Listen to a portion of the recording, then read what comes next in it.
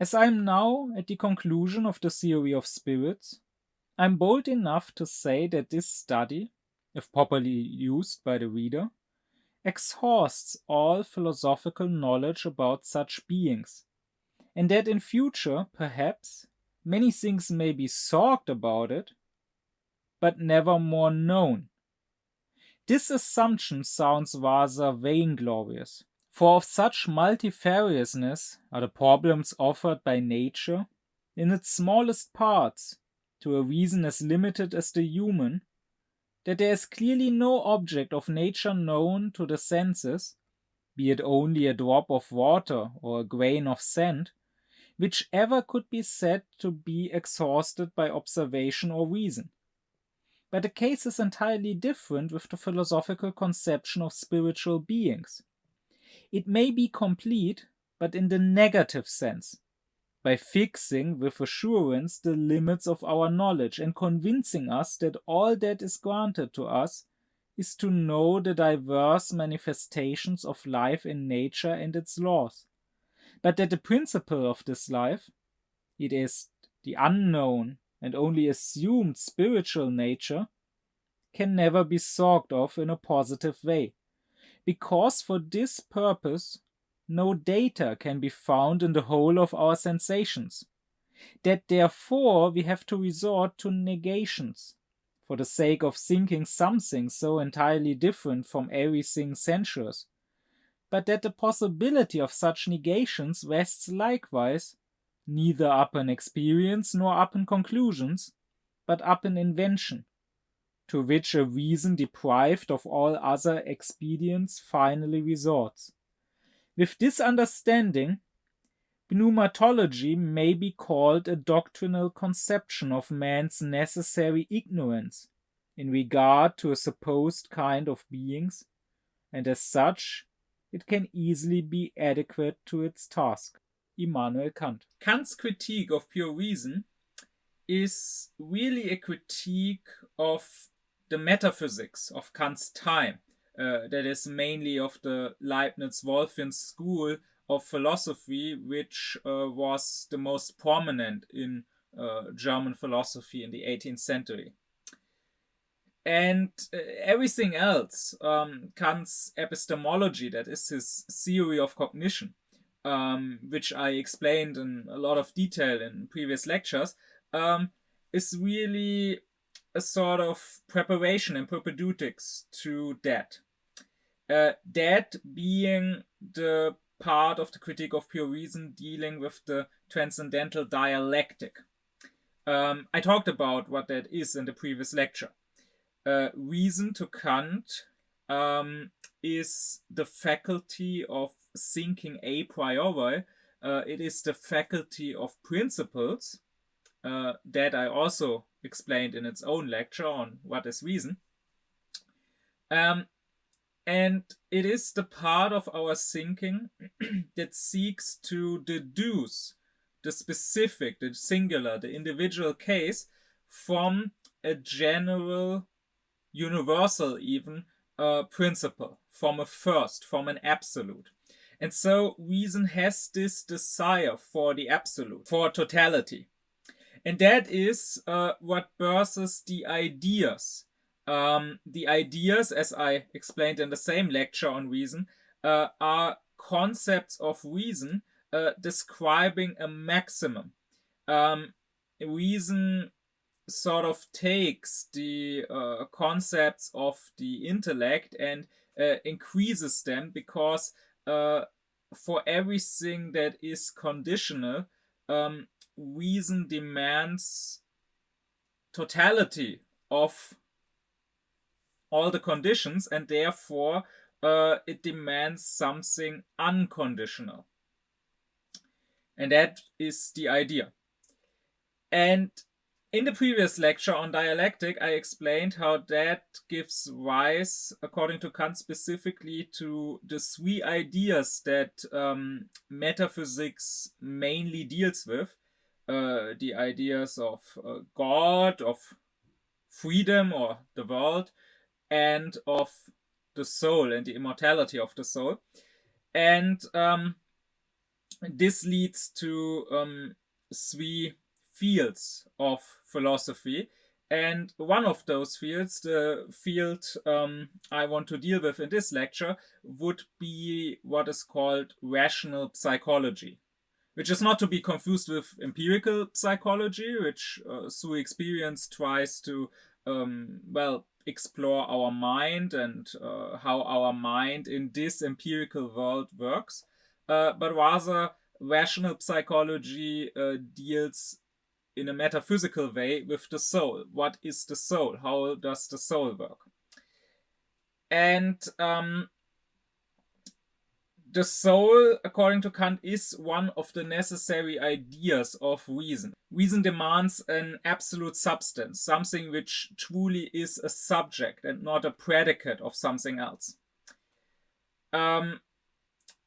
But reason here is dialectical, meaning reason gets caught up in wrong arguments that may seem true, that may seem compelling, but really aren't true. And so in his dialectic, Kant is trying mainly to lift the illusion that reason creates for itself here. And in rational psychology, these wrong arguments by Kant are called paralogisms. Now, paralogism to him means an argument that is formally incorrect. So we can abstract from the content of the argument and from whether the content is correct or incorrect. I mean, the conclusion of the argument could still be true in the end, but it would then be true for another reason, not for the reason the argument claims. But the argument as such has some formal error. I talked about in the lecture on what is reason, I talked about how the conclusions of reason are called syllogisms. And they usually are made up of two premises, a major and a minor, like all men are mortal, Socrates is a man, and then they draw a conclusion from that. Socrates, therefore, is mortal. Now, wrong arguments, according to Kant, can be either paralogisms or they can be sophisms.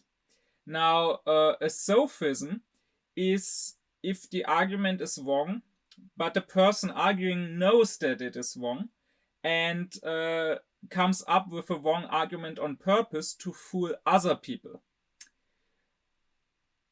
A paralogism, on the other hand, is when the person arguing himself doesn't know that his argument is wrong, and he's not fooling other people, but rather he's fooling himself.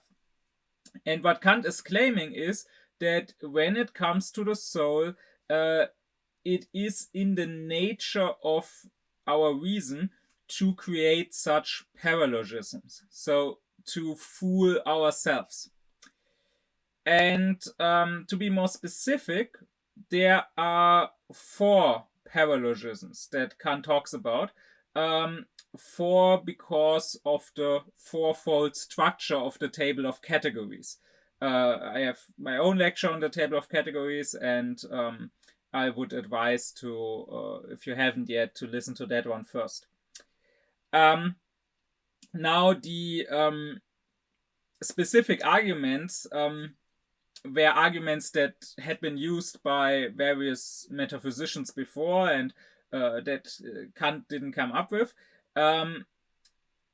What is new, what is, so to say, Kant's contribution is the structuring of them, giving them the place in the architectonic of a system according to the table of categories.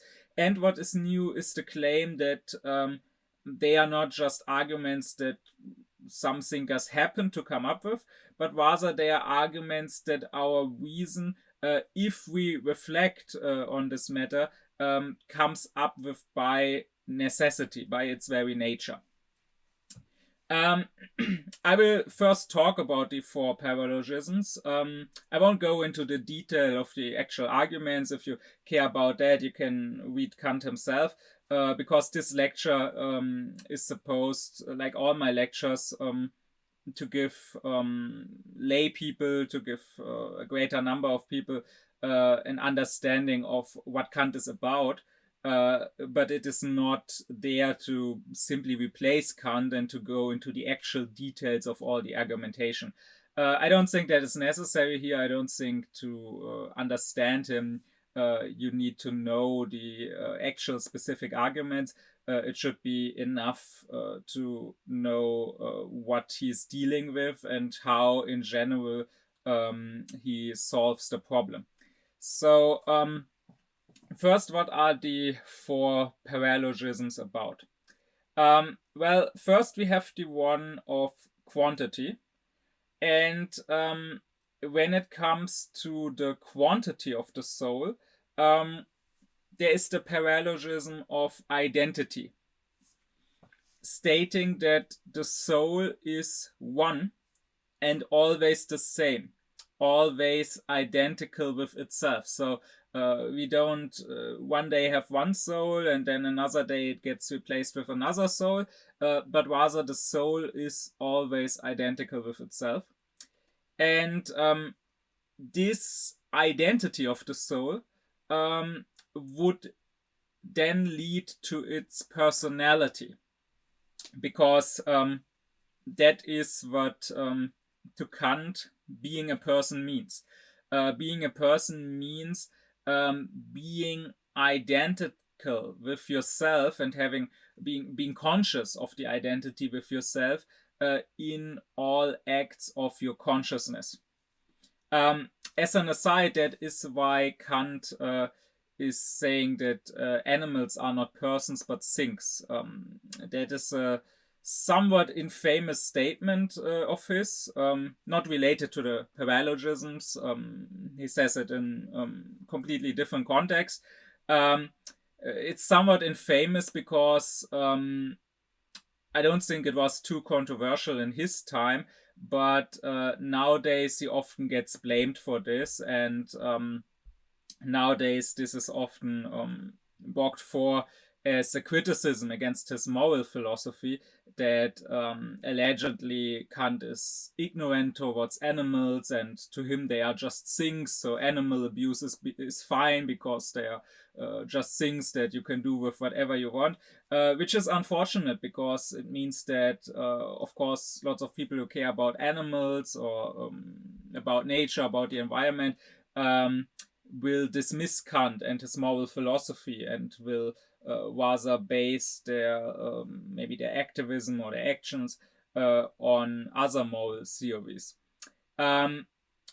I will go more into what Kant actually says about animals and morality in regards to animals when I get to Kant's moral philosophy.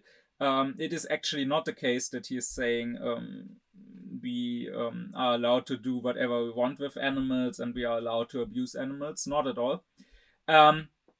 But here I just want to take this opportunity to tell you that, well, when Kant talks about persons and things, you must not you must not understand these words as they may be used in everyday language by the layperson. Rather, they are part of his terminology. So when he's calling animals things, he's not saying that they are just lifeless objects that have no feeling and that don't feel when you abuse them. Not at all. It's simply that he is calling everything in his terminology a thing which is not a person. And a person, again, is only that which is conscious of being identical with itself in all acts of its consciousness and all its representations. So imagine a fly. When a fly flies around in this room, Kant would say it has certain representations. It sees the room, and then it may fly into the other room and have different representations and now sees different things. but it is not conscious of the identity, uh, of its own identity in these different representations. It's not saying I, the fly, who previously saw this and who now sees this, am still the same person, even though my representations changed. What the fly doesn't have, Kant would say, is the apperception. I made I already made my own lecture about what apperception means to Kant. Basically, it is the act of the intellect connecting the various representations as being one subject's representations, and thereby creating that subject, creating an I, an identical person.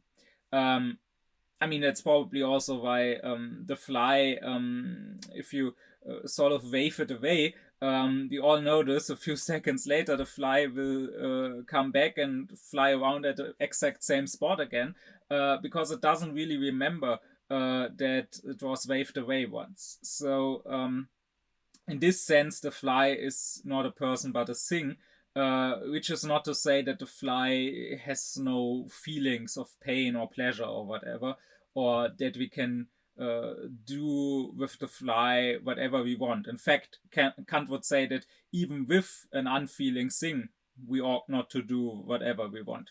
But again, this I will get into when I eventually talk about Kant's moral philosophy. Now on to the second paralogism, the one of quality, and that would be the paralogism of simplicity. So this dialectic illusionary argument would claim that the soul is something simple. What Kant means by that is, well, most things, or rather all the objects in the world around us, all the objects in space, appear to us as being composed of several parts. Like my body is made up of lots of cells, and they in turn are made up of lots of atoms and so on. Everything is composed of parts. Well, the soul is taken to be one thing that is not made up of parts, but that is in this sense simple. It is only one. In the language of Leibniz, this is a very important and famous part of Leibniz philosophy, you could call it a monad. So a oneness, a unity, so to say. You can think of it sort of a conscious atom, a thinking atom. Of course, atom here, not in the sense that modern chemistry and physics use the word, because our atoms nowadays, they actually aren't atoms. I mean, they have parts again. They are made up of electrons and protons and neutrons.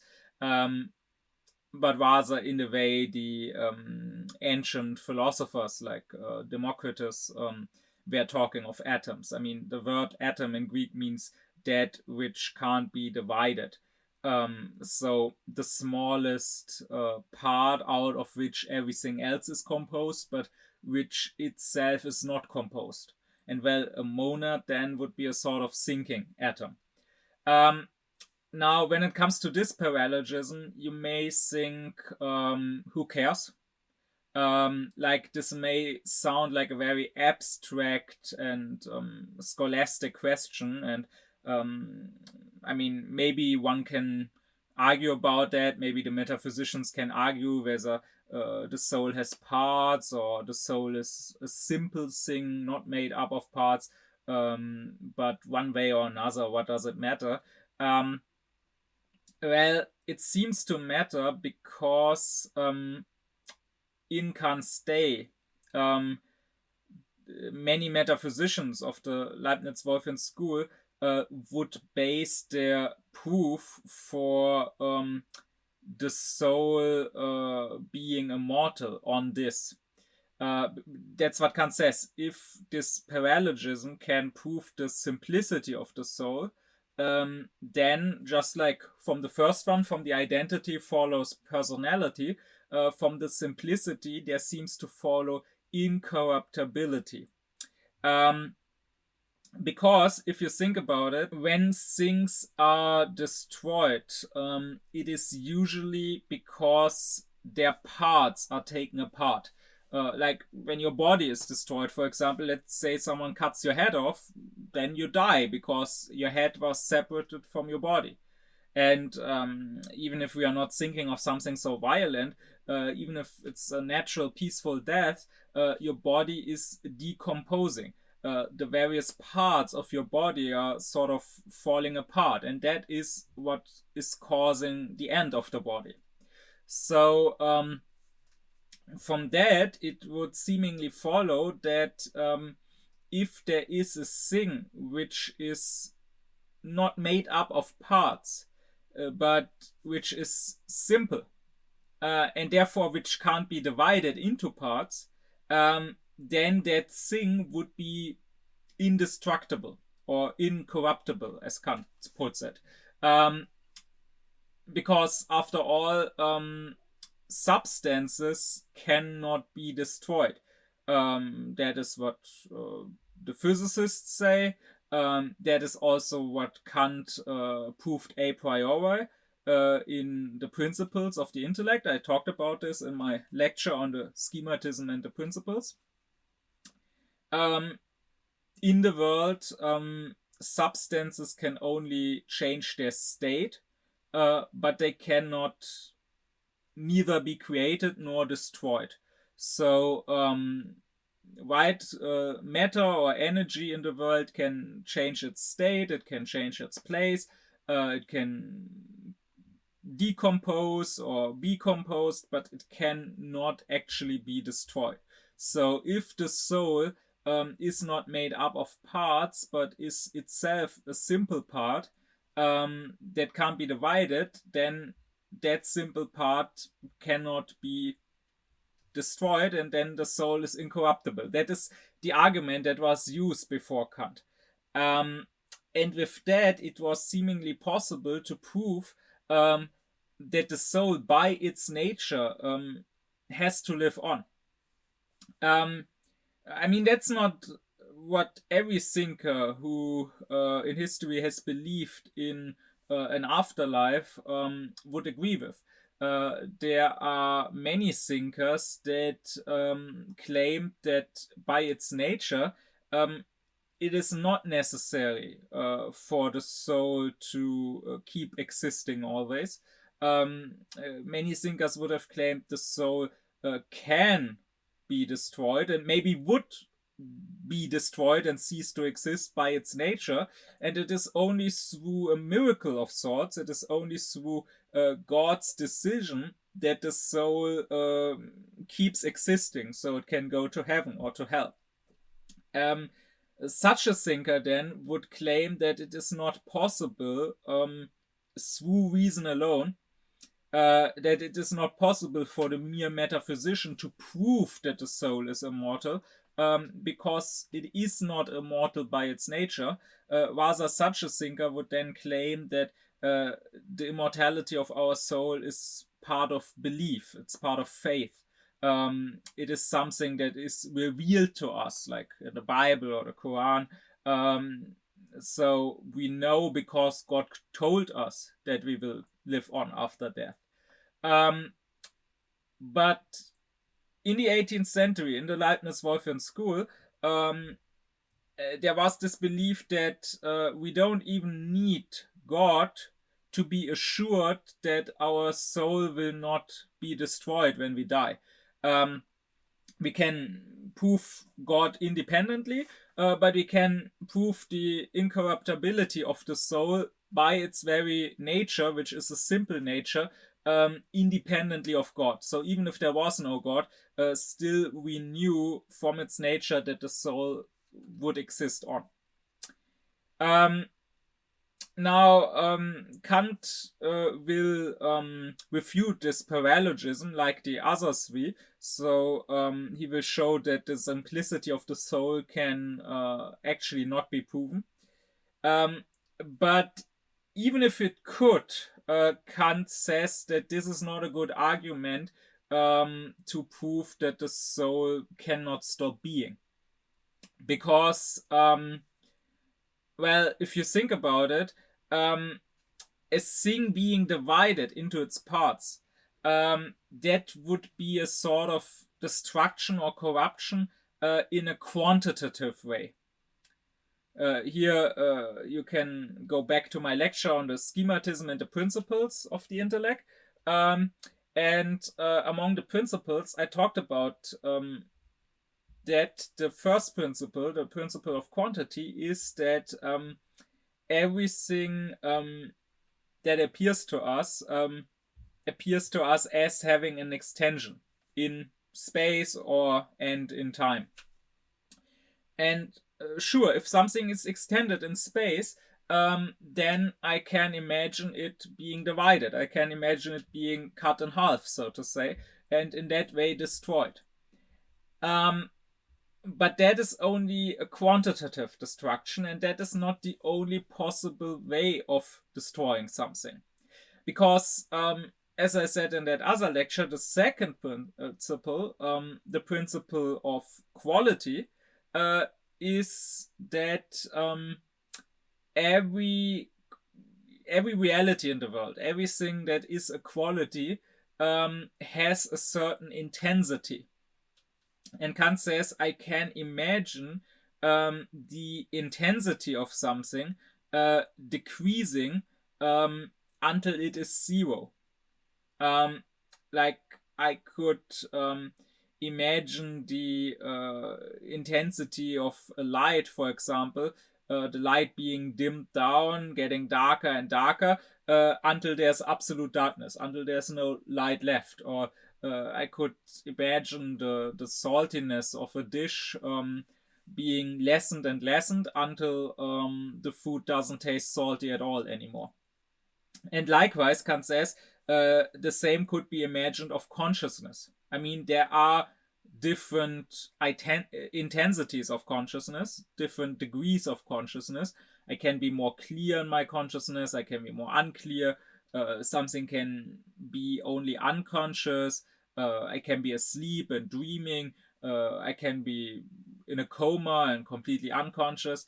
And so there's nothing preventing me from imagining that the soul may be a simple thing, maybe a monad, but its consciousness could decrease in degree until it reaches zero. And the soul, therefore, Kant says, could be destroyed not just by being divided. That is indeed something that can only happen if it is not a simple thing, if it is not a monad. But even if it was a monad, it could be destroyed by fading away. And that is a way of destruction or corruptibility that Leibniz-Wolfian philosophers did not account for. But anyways, on to the third paralogism, the one of relation. When it comes to that, we get the paralogism of substantiality. Right, so the first of the categories of relation was the category of substance and accidents, or subsistence and inheritance and inherence. So everything, I explained that further in the lecture on the table of categories, but everything that exists must exist either as a substance, so as its own thing, so to say, or as an accident, that is as another thing's attribute. And the same, therefore, must be true of the soul. And by the way, because someone, especially nowadays, might answer, no, that doesn't need to be true of the soul. There's also the third option, that there simply is no soul. No, that is not really an option, because when Kant says soul, you must not already think of a substance like this spiritual soul that is in our bodies but could also exist independently of our bodies. That the soul is such a thing is exactly what rational psychology is trying to prove. And Kant is showing that it can't prove that. So since this is still in the open, you must not think of the soul like that. Rather, when Kant says soul, you could replace that word here with the Greek word. The Greek word for soul is psyche. It originally means the same thing, but we, of course, use it in another way as we use the word soul now. So when Kant is saying soul, think psyche, or think mind, or think consciousness. That is something which undoubtedly exists in some way or form. I mean, there could not be a psychology, and I'm speaking now of empirical psychology. There could not be a psychology if there was no psyche, right? But now the question is, when it comes to the categories of relation, the question is, what is this psyche, or what is the consciousness or the mind? Is it an accident? That is what materialists would claim, and that is what nowadays is part of the leading worldview, claiming that the soul, the psyche, is sort of an accident of the brain. It is just an attribute of our brain, but the actual substance is the brain.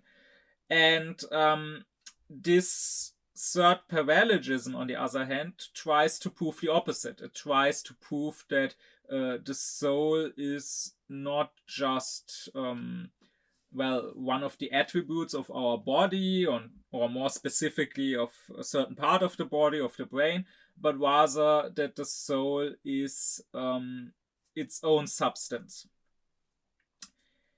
These are the first three paralogisms, and Kant says if we take them together, so if we take the soul to have identity and therefore personality, if we take the soul to have simplicity and therefore incorruptibility, and if we take the soul to have substantiality, this third paralogism, if it was indeed not a paralogism but a correct syllogism, so if it could indeed prove that the soul is a substance,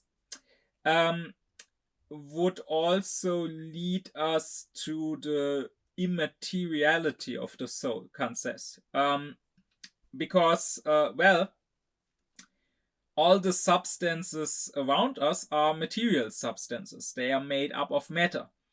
They are the substances we can perceive through our outer sense. Right? I talked in the lecture on sensuality and the forms of viewing. I talked about how sensuality to Kant is made up of two parts. There's the outer sense, through which we can perceive material things in space, and then there's the inner sense through which we can perceive our own representations, our thoughts and our feelings and sensations and so on.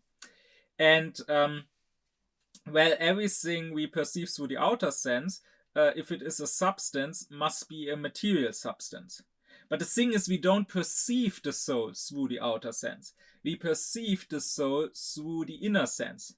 And the form of viewing of the inner sense is not space. It is only time, but it is not space. I don't perceive my own thoughts or sensations or so on in space. So therefore, if the soul is a substance, but it is not an outer substance in space, it is not a material substance, and therefore it is an immaterial substance. Now, if we take these first three paralogisms, or rather their conclusions, and combine them, so if we go with the soul having identity with itself and therefore personality, if we go with the soul having simplicity and therefore incorruptibility, and if we go with the soul having substantiality and therefore, since it's not a material substance, immateriality, um, then that would lead us to believing in the spirituality of the soul, Kant says. So that would lead to the conclusion that the soul is a spirit. Because to Kant, that is exactly what a spirit is. A spirit is an immaterial substance which has personality, so which is identical with itself and which is conscious, and which is simple, which can't be divided. So it is important to understand Kant's terminology here, because in today's everyday language, we don't really make that distinction. We don't necessarily make a distinction between the soul in the body and outside of the body. So if you believe in a soul, you will probably say, okay, when I die, my soul leaves my body, and maybe it goes to heaven or to hell, or maybe it is reborn. Kant would say, no, the soul doesn't leave the body, because the moment it does, it stops being a soul. It is then just a spirit. So the spirit is this spiritual being, this consciousness, this immaterial substance. And if the spirit connects with a body, if the spirit is in a body, then it is a soul to Kant. He himself is not quite consistent with that terminology, so he also at times talks about the soul leaving the body and living on and so on. But in general, soul should be understood to mean something like psyche or consciousness or whatever. And therefore, the word soul, in the sense Kant uses it, is something that even the materialist, so even someone who nowadays would say, I don't believe in a soul, could agree with, because the word soul as such for Kant leaves open whether the soul is just an attribute of our body or whether it is really its own thing. And a spirit, again, would be, so to say, a soul independent of the body. And what these first three paralogisms try to prove is exactly that our soul, so our psyche, our mind, is indeed a spirit. It has spirituality, and therefore could also potentially exist independently of the body.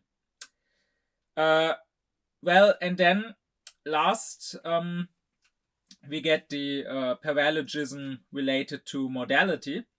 And this says that the soul is, so this substance, according to the third paralogism, is in relation to other substances, to other objects that are possible. So it is in relation to possible objects outside of itself. So to the body at first, which is another object different from the soul, outside of the soul, and then of course all the other things surrounding the body. The soul is in relation to possible objects outside of itself. And this, if it could be proven, would prove the animality, Kant says. I hope it's not too confusing, this whole terminology, all these words derived from Latin. Kant himself, in this part of the Critique of Pure Reason, excuses the use of all these Latin words. It's maybe more striking in German because English is full of Latin words. English, like when in English I say simplicity of the soul, it maybe doesn't sound so unusual, because simple is a normal English word, but in German the word for simple would be einfach. But Kant doesn't say Einfachheit der Seele, he says Simplizität der Seele. So he uses these Latin words, but he excuses himself, and he says that being precise and using the old scholastic terminology, and therefore being clear about what exactly he means, is more important than writing in a beautiful style for him. Anyways, this last paralogism would prove the animality. What that means is, of course, not us being animals. Rather, you have to remember that in Latin, anima is exactly the word for soul. And anima is that in a being, be it a human being or an animal, which animates it, so which gives life to it. I mean, that is where we take the word animation from. And of course also the word animal. I mean, an animal is called an animal because it is not lifeless like a stone just lying around, but rather it has an anima, a soul, which animates it, which gives life to it, which makes it walk around. So if the soul is indeed in relation to other possible objects outside of it, namely the body at first, then it is that which gives life to us, which animates us. And finally, Kant says, if we take this animality and combine it with the spirituality, again, spirituality we get from the combination of the first three characteristics. So the combination of identity, simplicity, and substantiality. If we combine this spirituality with animality, we get the immortality of the soul. And that is, after all, the main idea that rational psychology is after. If the soul is that which animates the body, which gives life to the body, but is at the same time a spirit, not simply part of the body, not simply some sort of life force that would die together with the body, but rather it is a spirit which only temporarily connects with the body and gives life to the body, but which itself is independent of the body because it is immaterial, and which also, being a simple being, is incorruptible, so it cannot die together with the body because it is only made up of one part, not of several that could decompose. Then the soul would be immortal. Then we could be assured that we will live on after the death of our body. These are the four paralogisms, or rather, these are their conclusions. I mean, I didn't go into the actual paralogisms, but this is what they are trying to prove. But what does Kant have to say about these paralogisms? Why they are wrong? Again, a paralogism would mean formally wrong argument.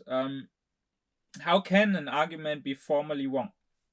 Well, the syllogism, as I already said, is made up of a major and a minor, and from these two premises it draws the conclusion.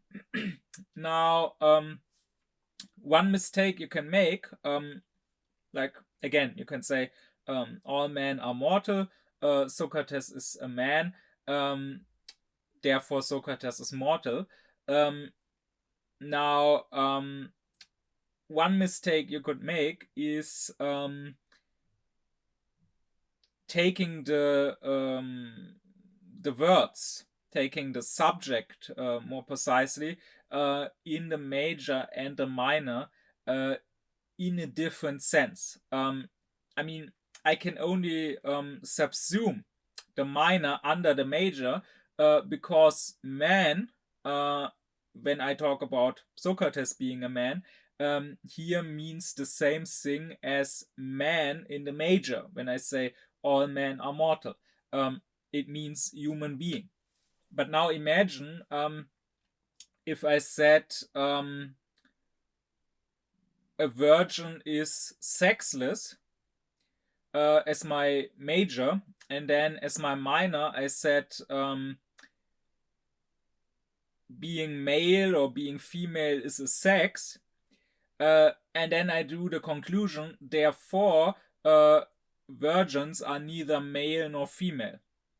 That is obviously a wrong conclusion, and the error here is that both the major and the minor use the word sex, but they use it in a different sense. When I say a virgin is sexless, I'm talking about sex in the sense of sexual intercourse.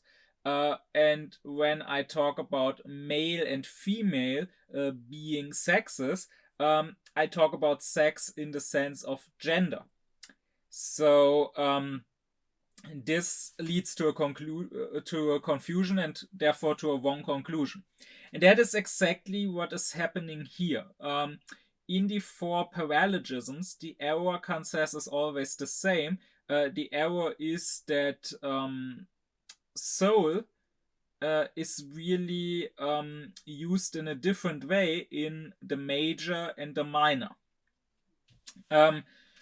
Because we have two different concepts of the soul or of the I. Here I remind you of my lecture on the apperception. And if you haven't, I recommend watching that one first. Otherwise, the following might be hard to follow. The apperception, I said, was the act of connecting our various representations into being the representations of one subject, and therefore the apperception is what makes that subject. And in that lecture I explained how, well, we have two different kinds of apperceptions, and therefore in a sense we have two different eyes. We have on the one hand the empirical apperception, which gives us the empirical eye, which gives us the homo phenomenon. So that is I in the way I appear to myself, in the way I find myself through my inner sense, through the thoughts and feelings and desires and so on that I perceive in myself. So that would be the I in the sense of my psyche, my mind. That is the I that empirical psychology deals with. And on the other hand, I have transcendental apperception, which gives me a transcendental I, which gives me the homo noumenon. And that is the I, not that appears to me.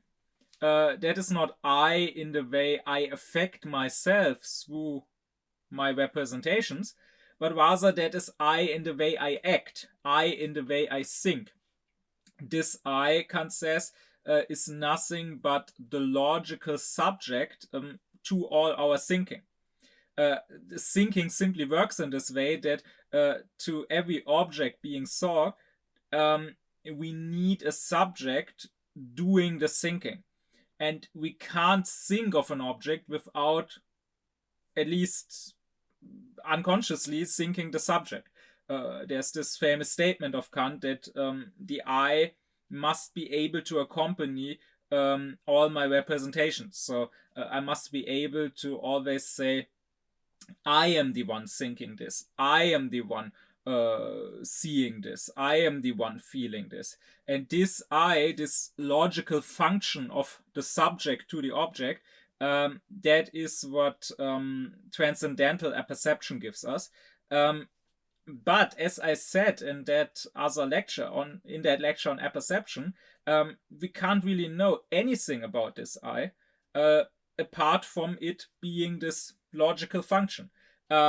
We can't get to the I in itself no more than we can get to the thing in itself. We can only get to the I as it appears to us. Like we can only get to the thing as it appears to us. So we can only get to the empirical I. And this is exactly what is important to Kant's refutation of the paralogisms. Because they are, or rather the things they try to prove, they are true when it comes to this transcendental I. And in this case, they are simply analytic judgments. They are not synthetic, they don't expand our knowledge, but rather they only explain what it is we are thinking when we are saying I, when we are thinking of a subject.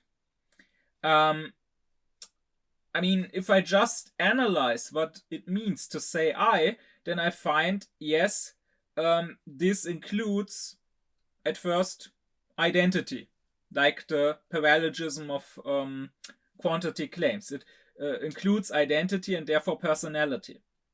Because that's what the word I means, right? It means when I say I now have this thought, and then later I say I now have this other thought, and in both times I say I, then I'm saying I, the thinking subject who first thought this, am identical with the thinking subject who is now thinking this. I am one and the same person. If I wasn't, if the person thinking this one thought and the person thinking this other thought were not identical, I would not call both of them I. I would say I and you, for example. I would say this is my thought, but this is something I didn't think. This is something that was thought by someone else. Likewise, the simplicity. Again, we can simply analyze what I means, and we will find that indeed we take ourselves to be simple, to not be made up of parts. Now, of course, I can, if I think further and investigate further, I can come to the belief that this I of mine is somehow created by my brain. And of course, the brain has several parts. But in the I as such, if I simply analyze what it means to say I, there's no multiplicity. I mean, I'm not saying there are several persons in me.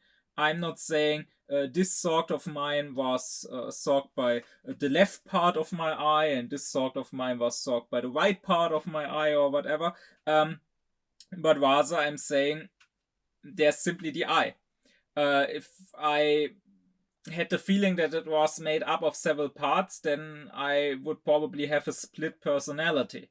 But in general, the way it feels for us, so to say, is that we are a simple thing.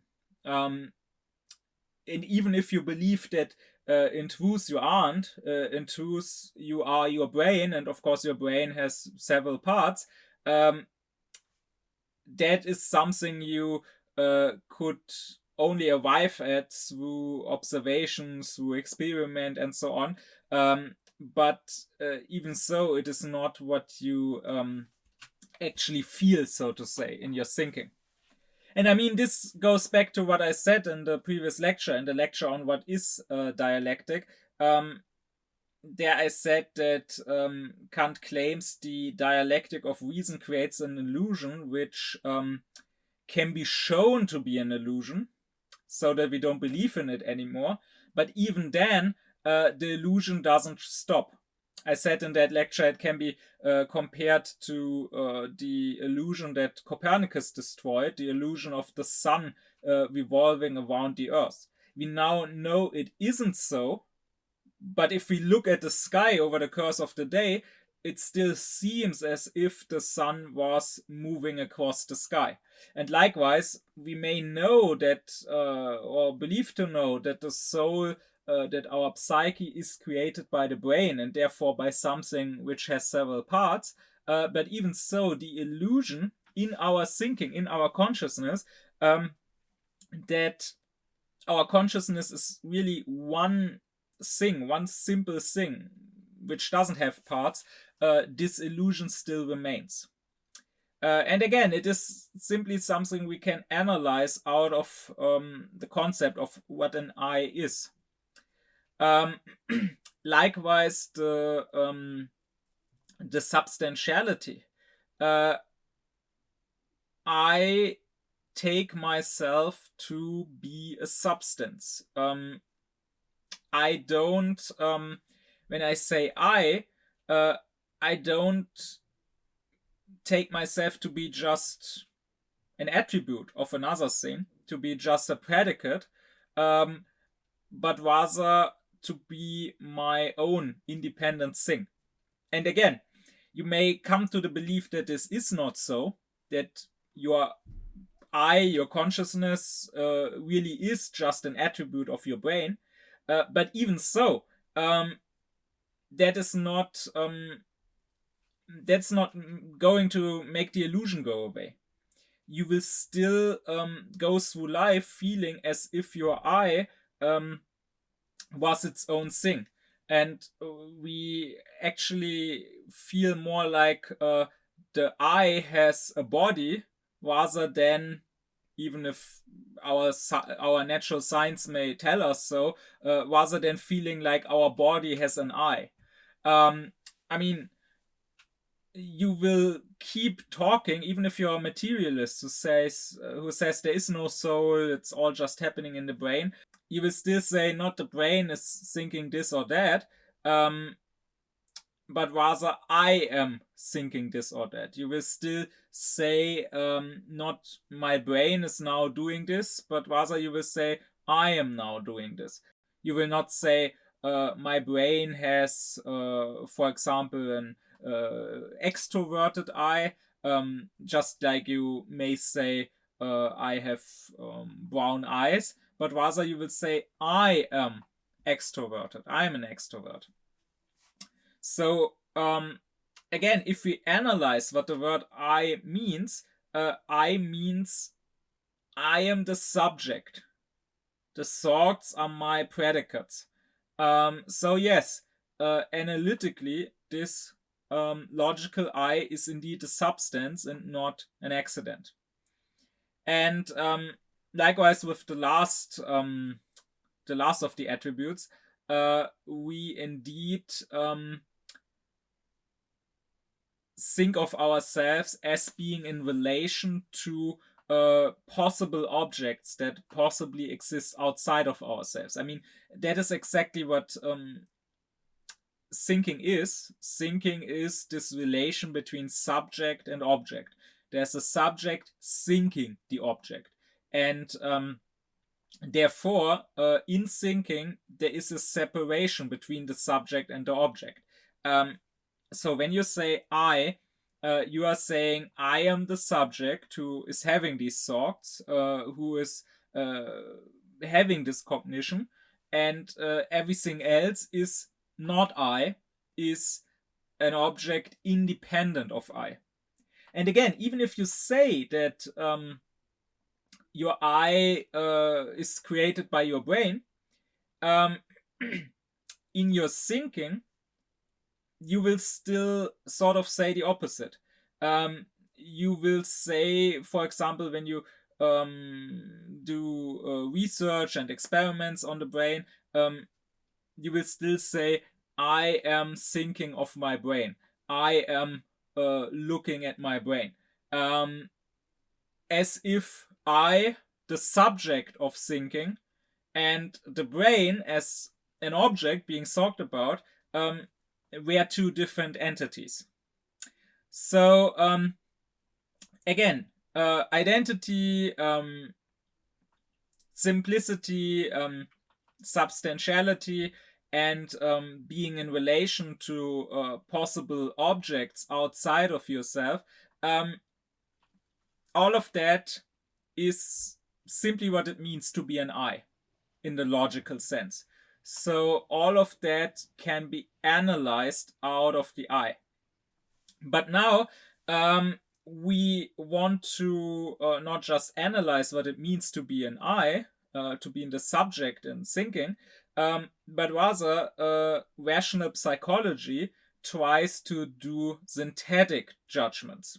I mean, the paralogisms, like all syllogisms, are synthetic. They are synthesizing two premises, a major and a minor, into a new conclusion.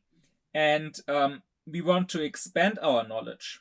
After all, we try to find out what is this I of ours, independently of its experiencing, of its thinking in this life of ours. We want to prove that this I of ours is a spirit which eventually can leave the body and live on. So here we are trying to do synthetic judgments a priori. And as Kant shows, and as I talked about in previous lectures, synthetic judgments a priori are only possible if they are based on viewing. Now, it doesn't have to be empirical viewing, then they would be synthetic judgments a posteriori. It can be pure viewing, so they can be based just on pure time and space, not on me experiencing a specific thing in time and space. But they still need to be based on viewing. If I just synthesize concepts in thinking alone, without being connected to any viewing, I can't know if I'm really thinking of something or of nothing. My thoughts are empty then, and I don't know if there's any reality to them.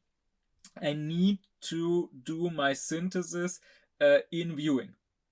But now the problem arises that we have no viewing, no intuition of the soul. I can think of this I, this logical subject in all of the thinking, but I cannot experience it. Or rather, the only viewing I have of myself is that through the inner sense. But here I'm not viewing myself as I am in itself. I'm not viewing myself as maybe a spiritual soul, but rather I am only viewing myself as I appear in this life, in this world of experience, which doesn't tell me anything about what I am actually, independently of the thoughts and feelings and so on through which I appear to myself. I mean, maybe I'm a spirit having these thoughts and feelings, but I can't see this spirituality of mine. I can only see, so to say, I can only perceive these thoughts and feelings that I have. So I only perceive myself as I appear in this life, in this body, and through that I cannot know what I may be, or if I even can be, independent of that body. So, and this is what leads to the error in all four of these paralogisms. They all confuse the unity in thinking. So for thinking, it is indeed necessary to have this unified subject, this synthetic unity of a perception. But all the paralogisms confuse this unity in thinking with the unity of that thing which is doing that thinking. And all I can say is that in thinking, and as long as I am thinking, I must have these four qualities that the paralogisms try to prove. But that doesn't show me that once my thinking or once my experiencing of this sensual world may stop, I will still retain these qualities. So yes, as long as I am thinking, I will be identical with myself. I will be a person. Because that is what it means, that I am thinking, that I am saying these thoughts are mine. They are all belonging to the same I. But I don't know if maybe eventually this thinking of mine will end, and with that I will also cease to be identical with myself. Or instead of the first, take the fourth paralogism. You can say that yes, in thinking, as long as you think, there must be this subject-object divide. And therefore there must be, to put it with Fichte, an I and a not I. But that doesn't prove that the I is really something else than the not I. And it doesn't prove that if my thinking or if my experiencing of this particular not I, of this sensual world, ever stops, I, as something separate from this not I, will still keep existing. So basically, in all four paralogisms, the error is the same. The error is that the major is making a statement about things in general, and therefore also the empirical I, but the minor is only talking through analytic judgments about the transcendental I. So, for example, in the first paralogism, the argument will be all the things, and note this, all the things, all the objects, which at all times are conscious of the identity of themselves with themselves in all their acts of consciousness, all such things are persons, have personality. And then the minor says, I am conscious at all times of being identical with myself. Therefore, that would be the conclusion. Therefore, I have personality. That sounds like a correct and convincing argument at first, but the confusion is that the major talks about things in general, about objects which are conscious of being identical with themselves, and therefore, if there was such an object that was conscious of its identity, it would be a person. And then the minor is not actually talking about an object which is always conscious of its identity, but rather it's saying I as a subject have this consciousness of my identity. Yes, as a subject I do have this consciousness because, again, analytically that is simply what being a subject means. But it doesn't mean that I as an object, so this thing which is, so to say, having this subjectivity, is also identical with itself and is also therefore a person. I can't draw this conclusion. So, as Kant says, the error in all the paralogisms is that we can abstract from the empirical conditions of our thinking. So, I can, for example, abstract from my brain, and I can even say, I think about my brain as if I was separate from that brain. And the error is we take this ability to abstract from the empirical conditions of our thinking to be knowledge of our truly being independent of these empirical conditions. But this is not something that follows. So what Kant is saying is consciousness is nothing but form. It is a certain form of having representations, of perceiving things, of thinking of things, in this form of subjectivity, in this form of the I, of saying, I am the one who is having these representations. And we can now analyze this form. And yes, as a form, consciousness contains identity, simplicity, substantiality, and thinking as a subject in relation to objects. That is indeed the form of consciousness. And that is all true through analytic judgments. But from the form that consciousness has in consciousness to itself, we can't draw a conclusion concerning the thing, so the material, the content, which has this form. Maybe it is a soul which is identical with this form, or maybe it is a brain which creates this form in consciousness, but which itself has a completely different form, which itself is not always identical with itself, always simple, always its own substance, always a subject disconnected from other objects. We can't conclude from the form of our consciousness that we know analytically. We can't draw from that a synthetic judgment about the actual content of the object which is having this consciousness. And that is Kant's conclusion to these four paralogisms, and therefore his refutation of rational psychology as it existed in his day.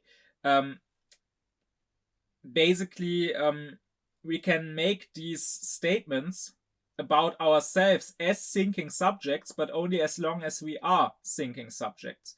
And we only know to be thinking subjects from experience.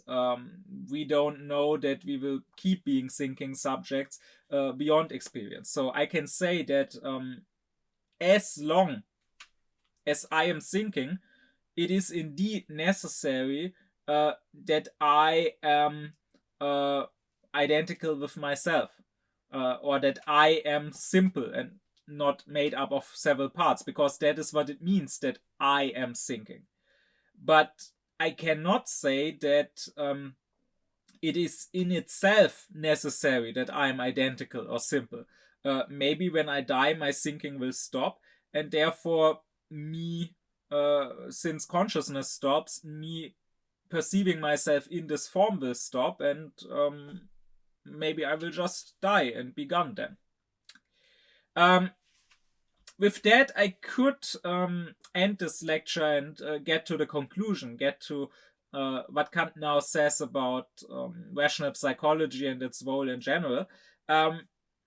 But before I do that, I want to address two important topics that fit here in this lecture.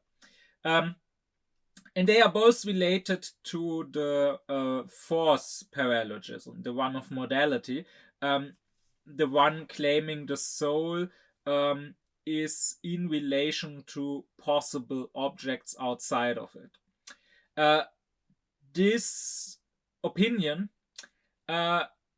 versus two issues that can be taken to be two of the main problems of modern philosophy since Descartes. You can say that Descartes, with his cogito ergo sum, I think therefore I am, founded modern philosophy, and since then philosophers have wrestled with two problems. I mean, it's not that these problems didn't exist at all previously.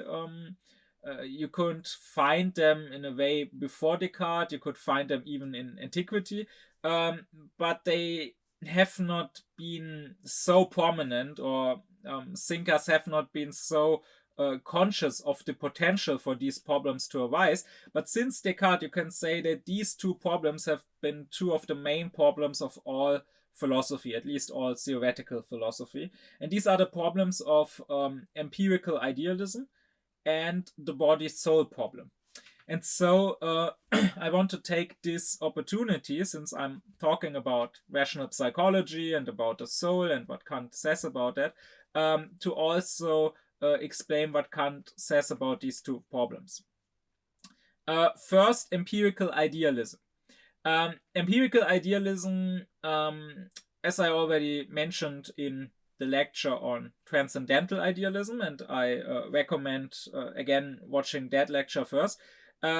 Empirical idealism would be the opinion that the things outside of you, they are not real, they are only ideal, meaning they are only thoughts, they are only existing in your consciousness, but not independently of you. So the whole world is just a dream or a hallucination, really. This empirical idealism Kant identifies with thinkers such as Descartes or Berkeley. So in Descartes' case, he talks of problematic idealism because he is aware that this was not Descartes' actual opinion. So Descartes wasn't actually thinking that the world doesn't exist and it's just his imagination. But for Descartes, it was a problem he wrestled with. The possibility of thinking that and how we could disprove that. In the case of Berkeley, Kant talks of dogmatic idealism because he says this was really the opinion that Berkeley's philosophy upholds. But anyways, Kant is trying to deal with and to disprove that empirical idealism. And it is important to stress that because many people who don't understand transcendental idealism read Kant as if he was an empirical idealist. That happened even in his own day, and he had to refute that, which is actually one of the main reasons why he rewrote certain passages in the second edition to the Critique of Pure Reason. And it is especially the passage on the rational psychology and the paralogisms, which he thoroughly rewrote to better refute empirical idealism and show that this is not his position. Because Kant, after all, is a transcendental idealist, and as he puts it, transcendental idealism means empirical realism. So he is saying that the empirical objects, the things we experience, they are real. But, so that is the empirical realism, but now comes the transcendental idealism, but they are real as objects that appear to us, as our representations. They are not real as things in themselves. Rather, the things in themselves, since they don't appear to us, are things that we don't know. So, how does Kant refute empirical idealism? Well, he says that for change, there always needs to be something which persists and which is unchanging. I already mentioned that in a previous lecture, and there I gave the example, imagine you are on a boat floating on the ocean. How do you know that the boat is not standing still? How do you know that it is drifting further away? If there were the stars on the sky, or if there was a shore at the horizon, then you could tell that there's movement. But if there's just nothing, just vast blue sky and vast blue ocean, then how would you know that there's movement? Or likewise, how do we know that the Earth moves? We can say that in relation to another object like the sun, which is unmoving. I mean, the sun is also moving, but in relation to the earth we can take it to be unmoving. But now imagine if the earth was the only thing in the whole universe. How could we say whether the earth is stationary or whether the earth is moving? It would not make any sense to even speak of movement if there's just one object. As soon as there's a second object, then we could say, okay, the earth has this distance to the second object, and now the distance is closing, or the distance is increasing, so obviously the earth is moving closer or is moving further away.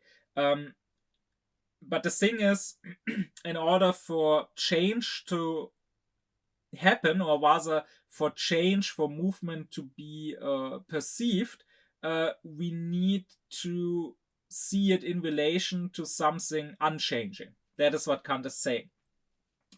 That would also be important in regards to a philosophy like that of the pre-Socratic Heraclitus, who famously said that everything is in flow, who famously said that a man can't step twice into the same river because he would not be the same man and it would not be the same river anymore.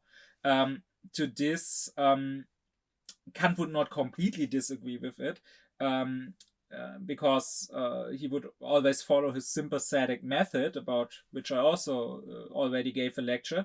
He would always try, that is, to find the partial truth even in error. And so he would probably say that Heraclitus, or Nietzsche, to whom Heraclitus was very important, and who would also sort of agree with Heraclitus that everything is in flow, Kant would say that they are correct insofar as it comes to the empirical. The world as we observe it is indeed in constant flux and change. But Kant would say that in order for there to be change and for us to be able to perceive it, there must be something which is changing, or rather on which this change is happening, and which therefore remains the same. And I talked about this in the lecture on the schematism and the principles. This is one of the principles of relation, I said, that the substance always remains the same, and it is only the accidents, so the states of the substance, which are changing. Now, why is that important to empirical idealism? Well, Kant says in our consciousness we have representations that are changing, right? I now have this thought, then I have that thought, I have this feeling, then I have that feeling, and also all my representations of the world, which according to the empirical idealist doesn't really exist, so the representations are just in my consciousness, they are just sort of hallucinations, they are ever changing too.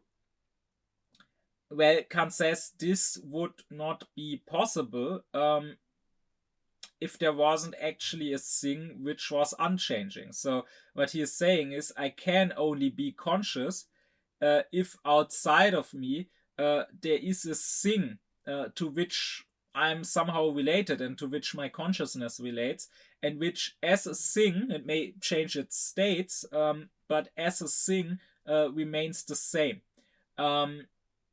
Without that to sort of hold on to in my thinking, my own thinking could not happen.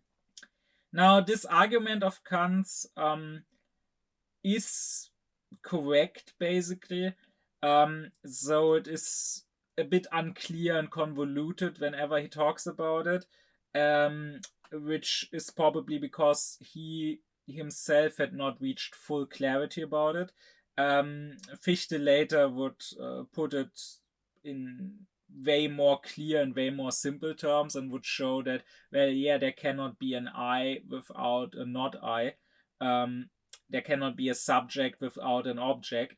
The subject could not, if it had no object, and no, your own baseless imaginations are not an object, you could not have them if there was not something they were based on. Such a subject could not even think of itself as a subject. But the problem with Kant is, and with Kant's argument, and probably one reason why the argument is so unclear and convoluted when he talks about this, is that Kant seems not completely sure what he is trying to prove here. Because, as Fichte would later point out, this only proves the existence of the empirical objects, of the phenomena, of these things that appear to us. They really do need to exist.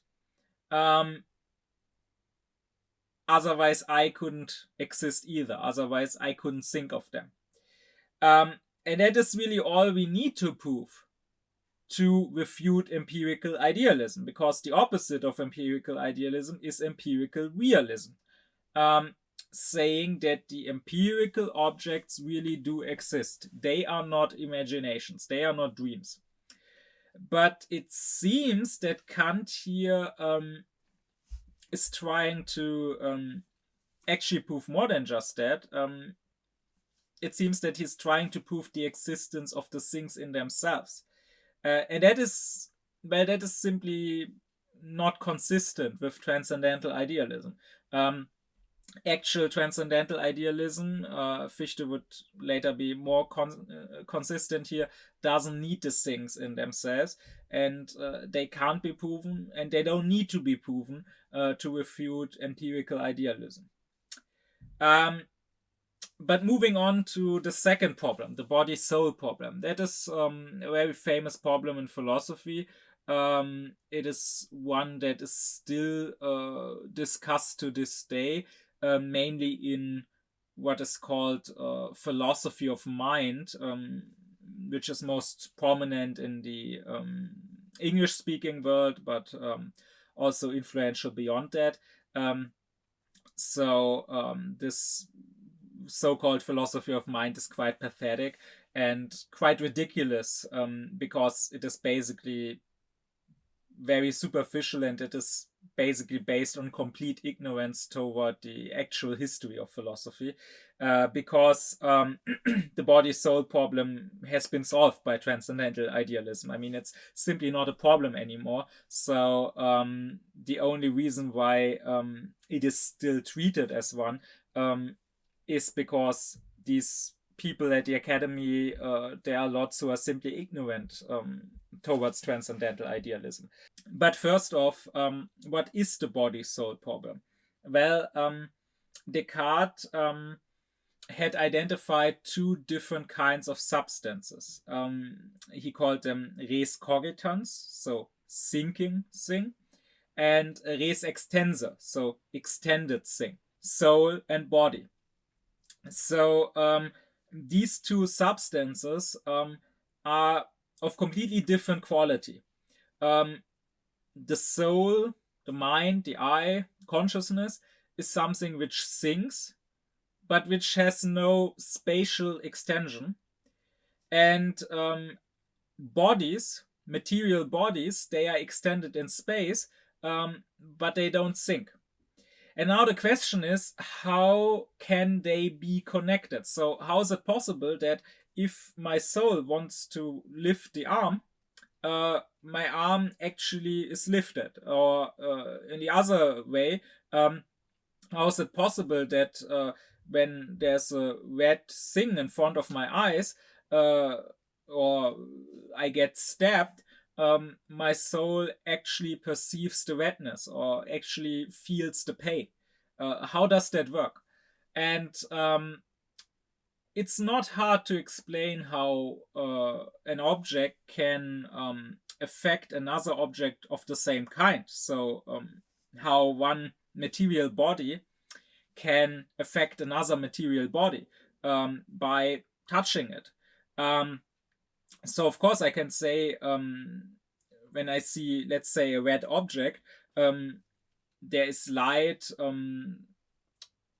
going against that object, being reflected by that object, falling into my eyes, Then there is my nerve going from the eye to the brain. All of that makes sense.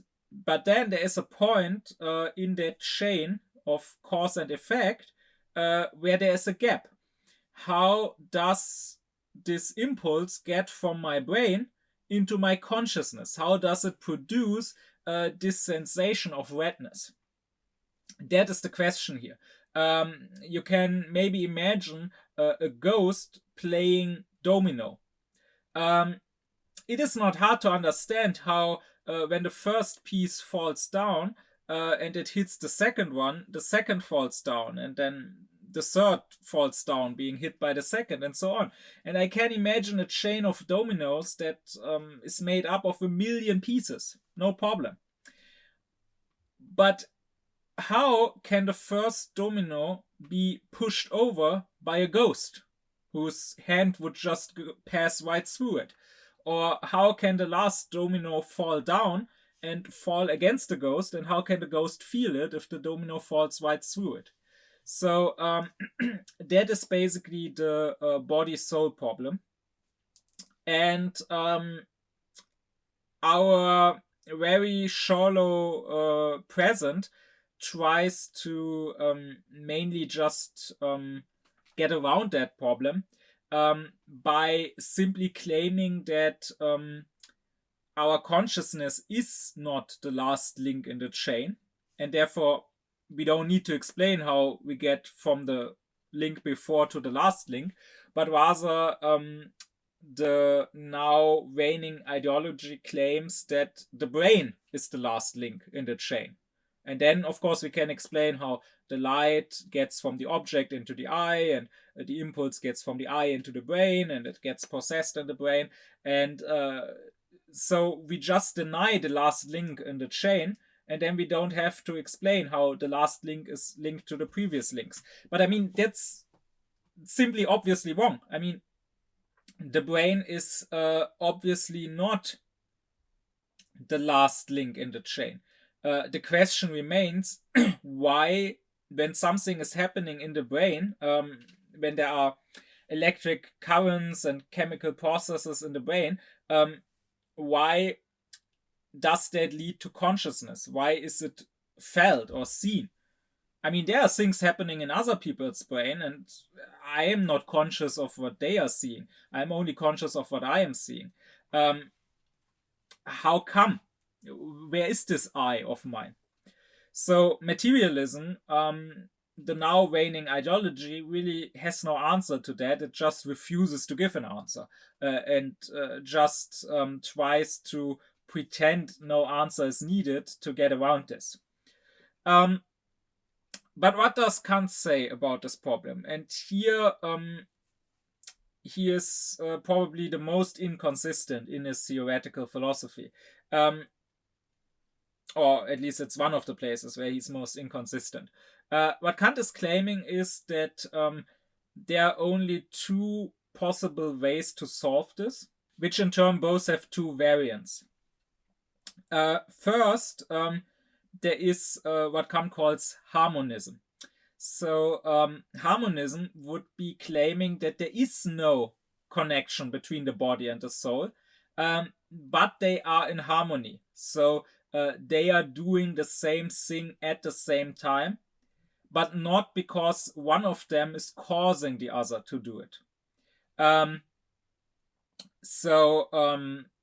The domino would fall down in the moment the ghost is reaching for it with its hand, but not because the ghost reached for it, but because of another reason. This general theory of harmony, as I said, can have two variants. One would be occasionalism, which is a theory that, based on Descartes, was held by the French philosopher Malebranche. And basically, occasionalism says that in each instance, it is God who makes my body do what the soul wants and who makes my soul feel what the body feels or what happens to the body. So basically, the claim here is that when I want to lift my arm, the soul itself doesn't have the power to lift the arm. But God, being all-knowing, knows that I want to lift my arm in that second. And being all-powerful, he also can lift my arm for me. So it is actually God lifting my arm in the moment I want to lift my arm. Or the other way around, when there's a red object in front of my eyes, that redness could not be perceived by my soul directly, but God, knowing that my body is currently looking at something red, creates this sensation of redness in my consciousness.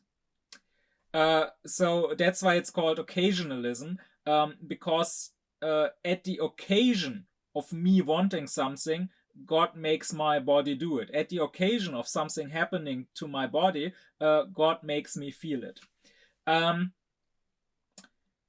This theory, however, is not really satisfying. It would, as Leibniz criticized, it would require constant miracles, which, I mean, would not be impossible for God. If he's all-powerful, then really there should be no reason why he couldn't do this in each second for billions of people at the same time, causing endless miracles. But Leibniz said that it simply doesn't befit the dignity of God to have to do that. And I mean, if you think about it, it would mean that God really does everything for us. That it means that even after I went to the toilet, when I wipe my ass, or even when I masturbate, it's really God moving my hand for me. That doesn't seem to befit God's dignity. Which is why, according to Kant, there is another form of harmonism apart from occasionalism, and that is what he calls pre-stabilism. That is a very famous part of Leibniz philosophy, the claim of a pre-stabilized harmony.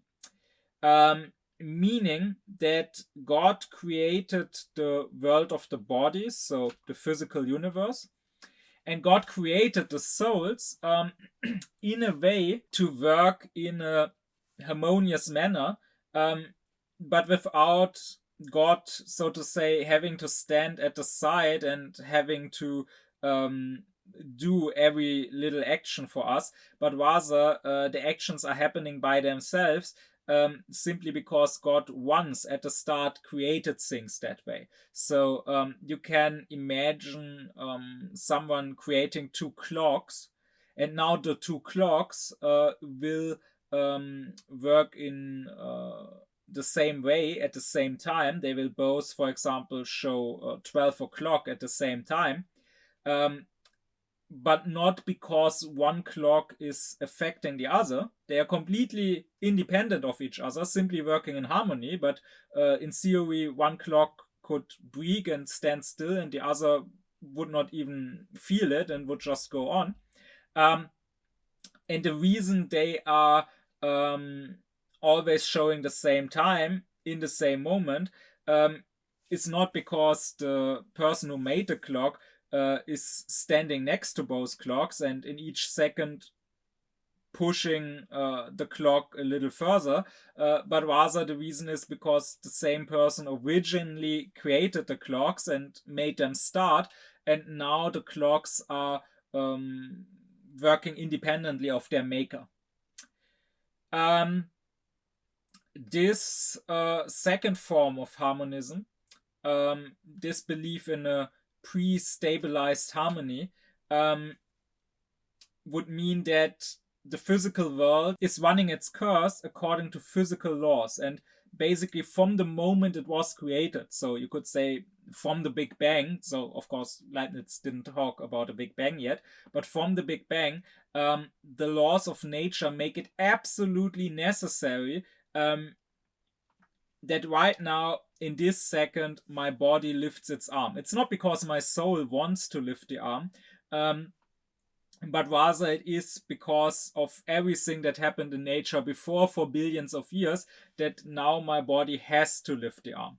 But at the same time that the body has to lift the arm because of natural law, the soul actually wants to lift the arm.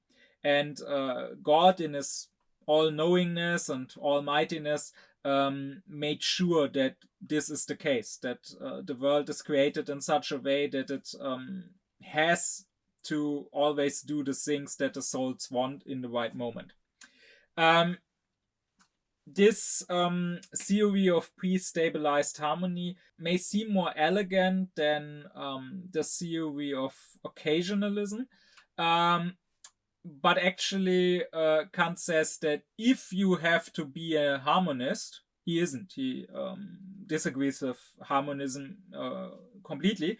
But if you have to be one, it's better to go with occasionalism, because actually Leibniz may think that his explanation is more elegant, but it actually requires an even bigger miracle and is actually even less understandable for us, how it would be possible for the physical world of the bodies and for the souls to both run their course independently from each other, but still in harmony. It's simply a claim Leibniz makes, but we can't possibly understand how this could be. That is why Kant is against harmonism, and he goes with the second possible explanation, which he calls influxionism. So this is the belief in what is called in the terminology of philosophy an influxus physicus. So a physical influx. It simply means that the soul and the body somehow influence each other.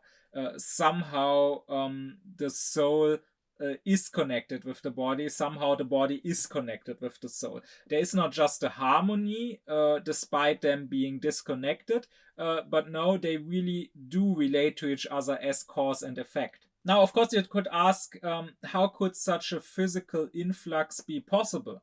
Or rather, you could say, isn't the whole body-soul problem basically based on the realization that it is not possible for two such different substances as a sinking substance and an extended substance to have a direct influence on each other? Isn't the whole harmonism, no matter if it's occasionalism or pre-stabilism, isn't the whole harmonism trying to find some sort of explanation precisely because a direct influx is not possible? Well, yes, Kant says, but this is only true as long as you take the soul and the body to be two substances that are completely different in quality. And this is where his transcendental idealism, about which I already gave its own lecture, this is where his transcendental idealism comes into play. Because he's saying, well, the body, after all, is just an appearance. It's just a phenomenon. So it appears to me that I have a body which is extended in space. This is how I am affected by the body. This is, so to say, the image that reaches my consciousness of this thing. But the thing in itself, which affects me, which causes this image of a body extended in space, the thing in itself is not an extended body, because space is just one of my forms of viewing.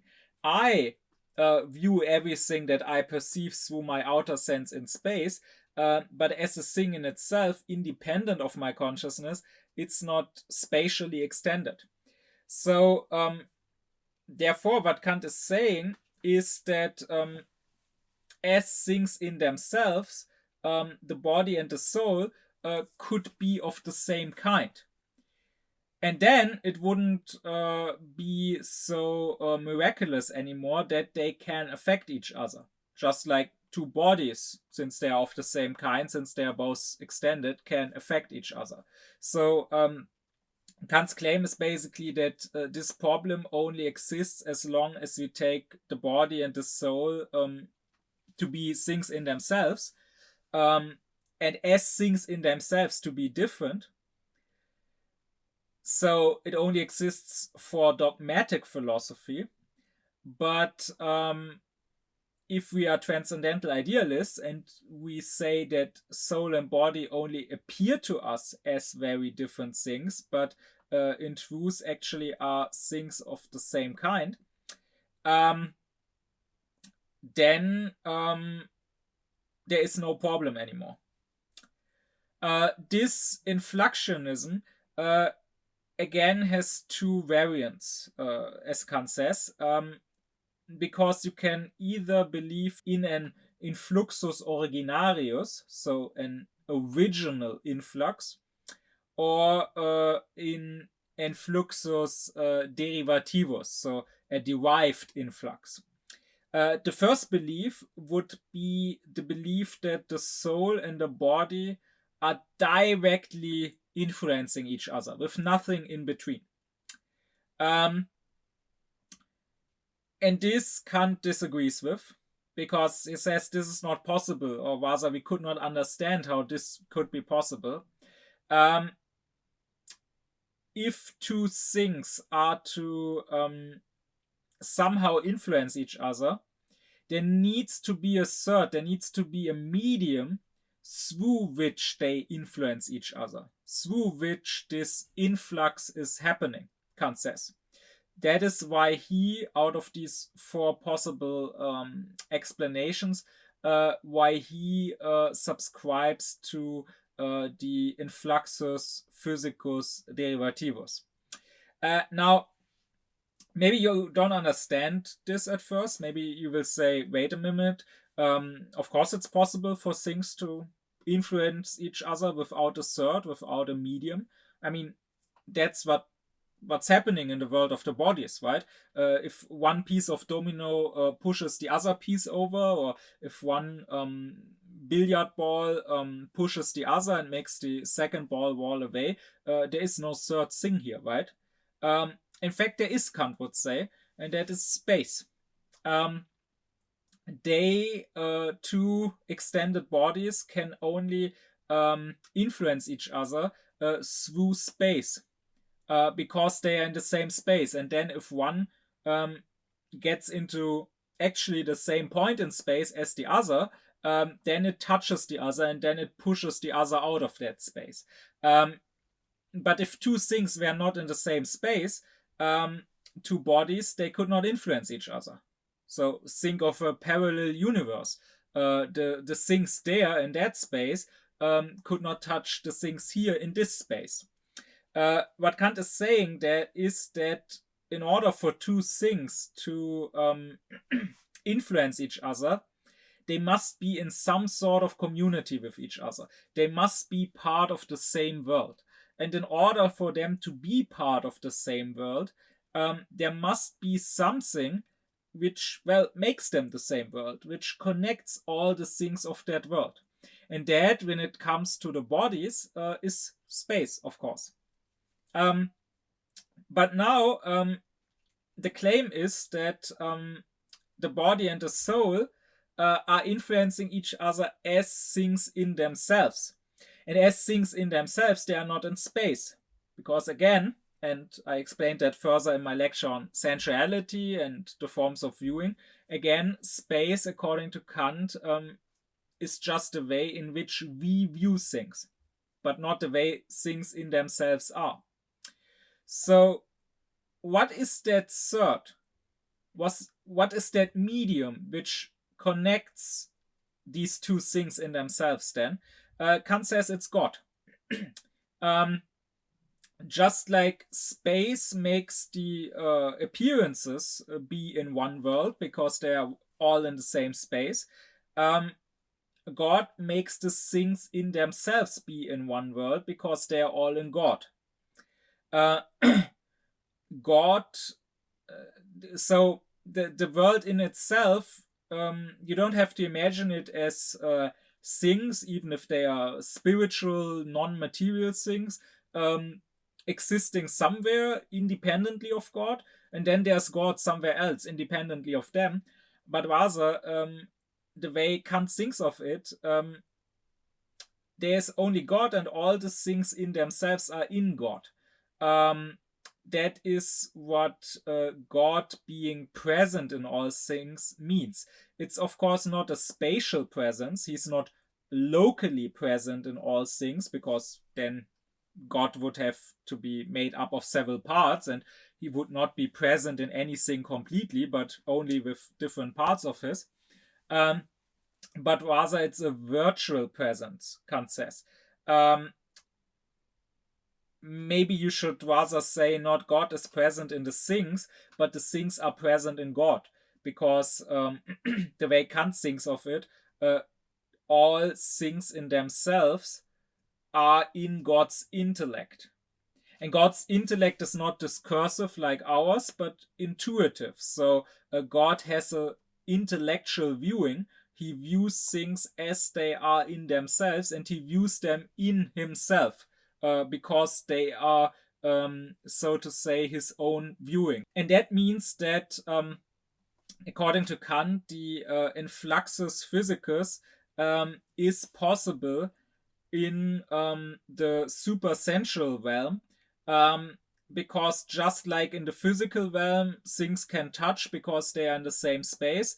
There, things in themselves can influence each other because they are both in God.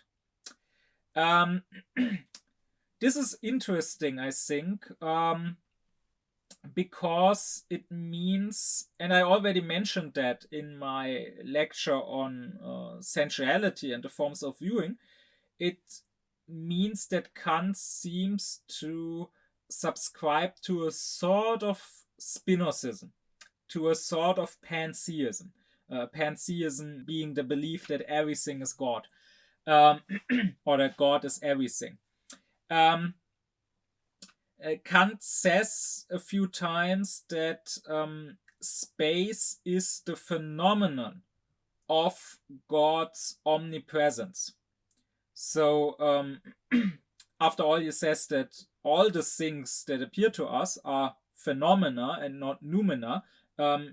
So they are the things not as they are, but as we perceive them, as they affect us.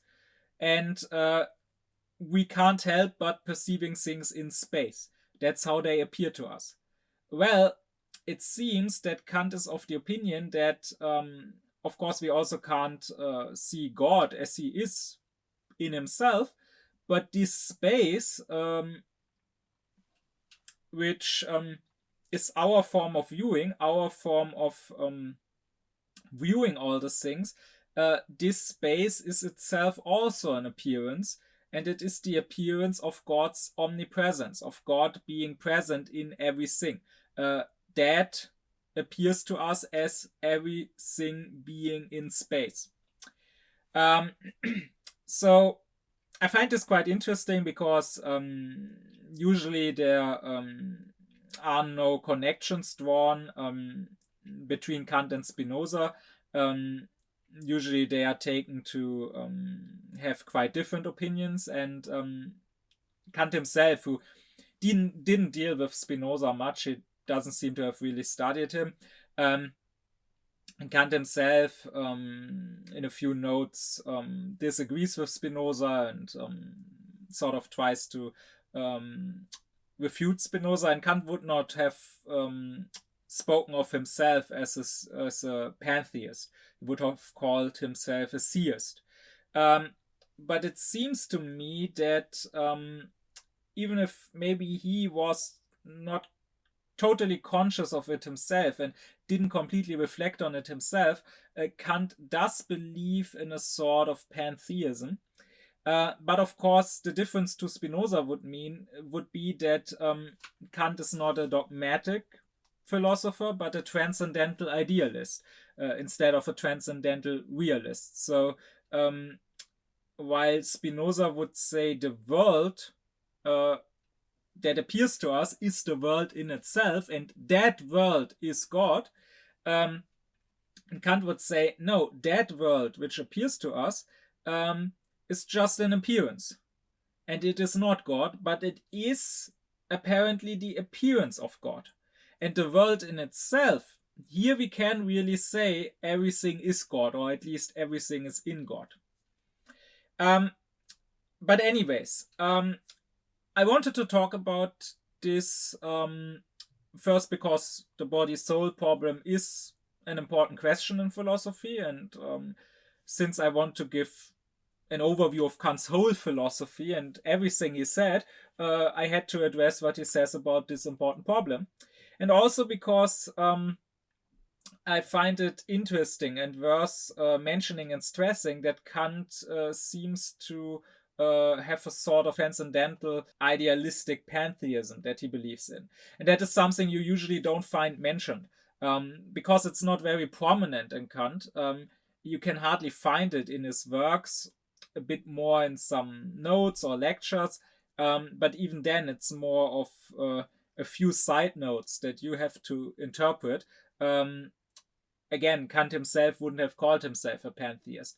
And that's why even lots of experts on Kant will not catch up on this,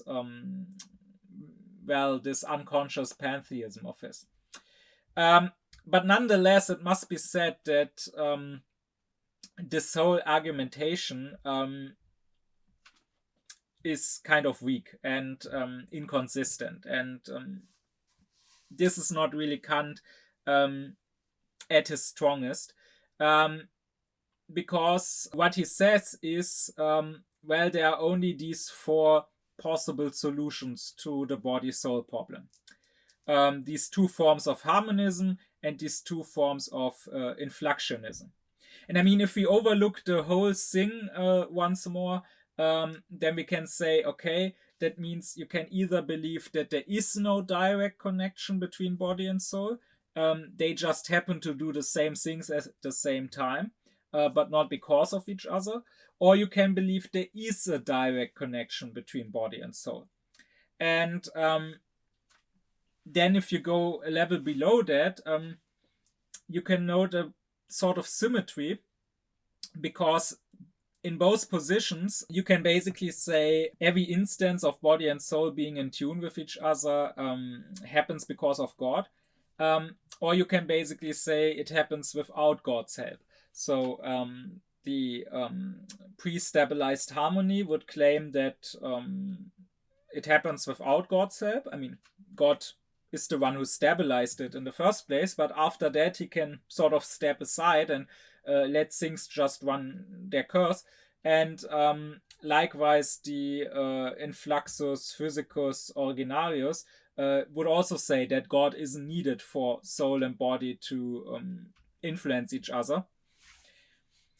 And on the other hand, occasionalism and also the influxus physicus derivativus would mean that each instance does require God.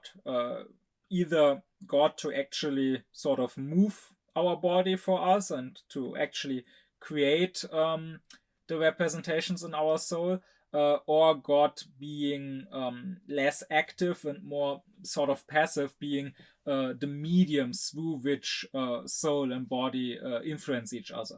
And maybe that also makes it more clear why Kant, when it comes to harmonism, even though he disagrees with harmonism as a whole, he is actually more partial to Malebranche than he is to Leibniz.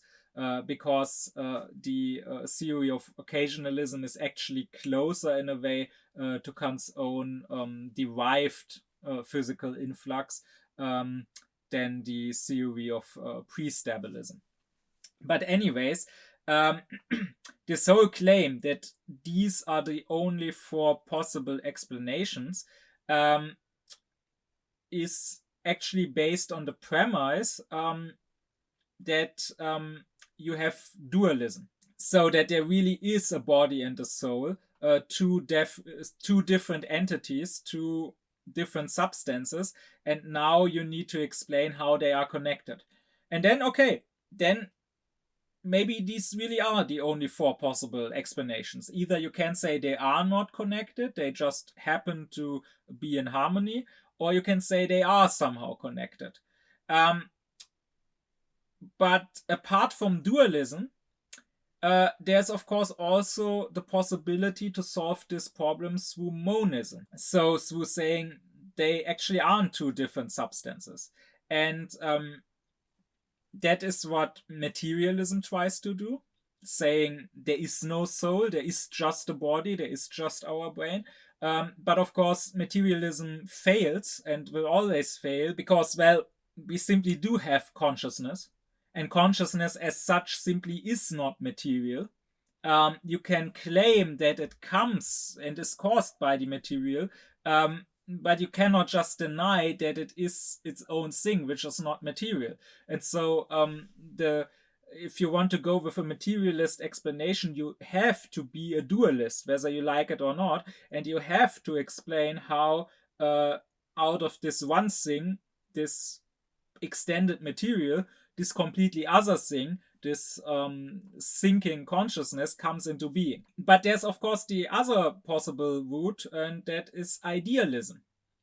And I mean, that should be Kant's solution, because he is the founder of transcendental idealism. And yet it is only the solution that Fichte would completely embrace. Fichte would say there is no need to think of body and soul as two different things, and then therefore to explain their connection, but they are one and the same. They are both I, and I appear to myself through the outer sense as a body in space, and I appear to myself through the inner sense as a consciousness thinking in time. But that is really one and the same I, appearing in two different forms of viewing. There's no need to assume that there are two different objects behind these appearances. So Fichte would actually, in a way, agree with the materialist, and in a more radical and fundamental and consistent way than the materialist can ever do. Fichte would say, I don't have a body, as if my soul was this independent spiritual being and then dresses in the body like in a piece of clothes. And then of course you would have to explain, how can a ghost, how can a spirit dress in clothes? How come these clothes are not just passing through his immaterial body and falling to the ground? But no, more consistently than any materialist, Fichte says, I don't have a body, I am my body. And I am my brain. And this is not an object different from me. This is me. Me appearing in space. And this should be Kant's explanation too. That would be the most consistent. And it even is an explanation that is mentioned in the Critique of Pure Reason as a possible explanation.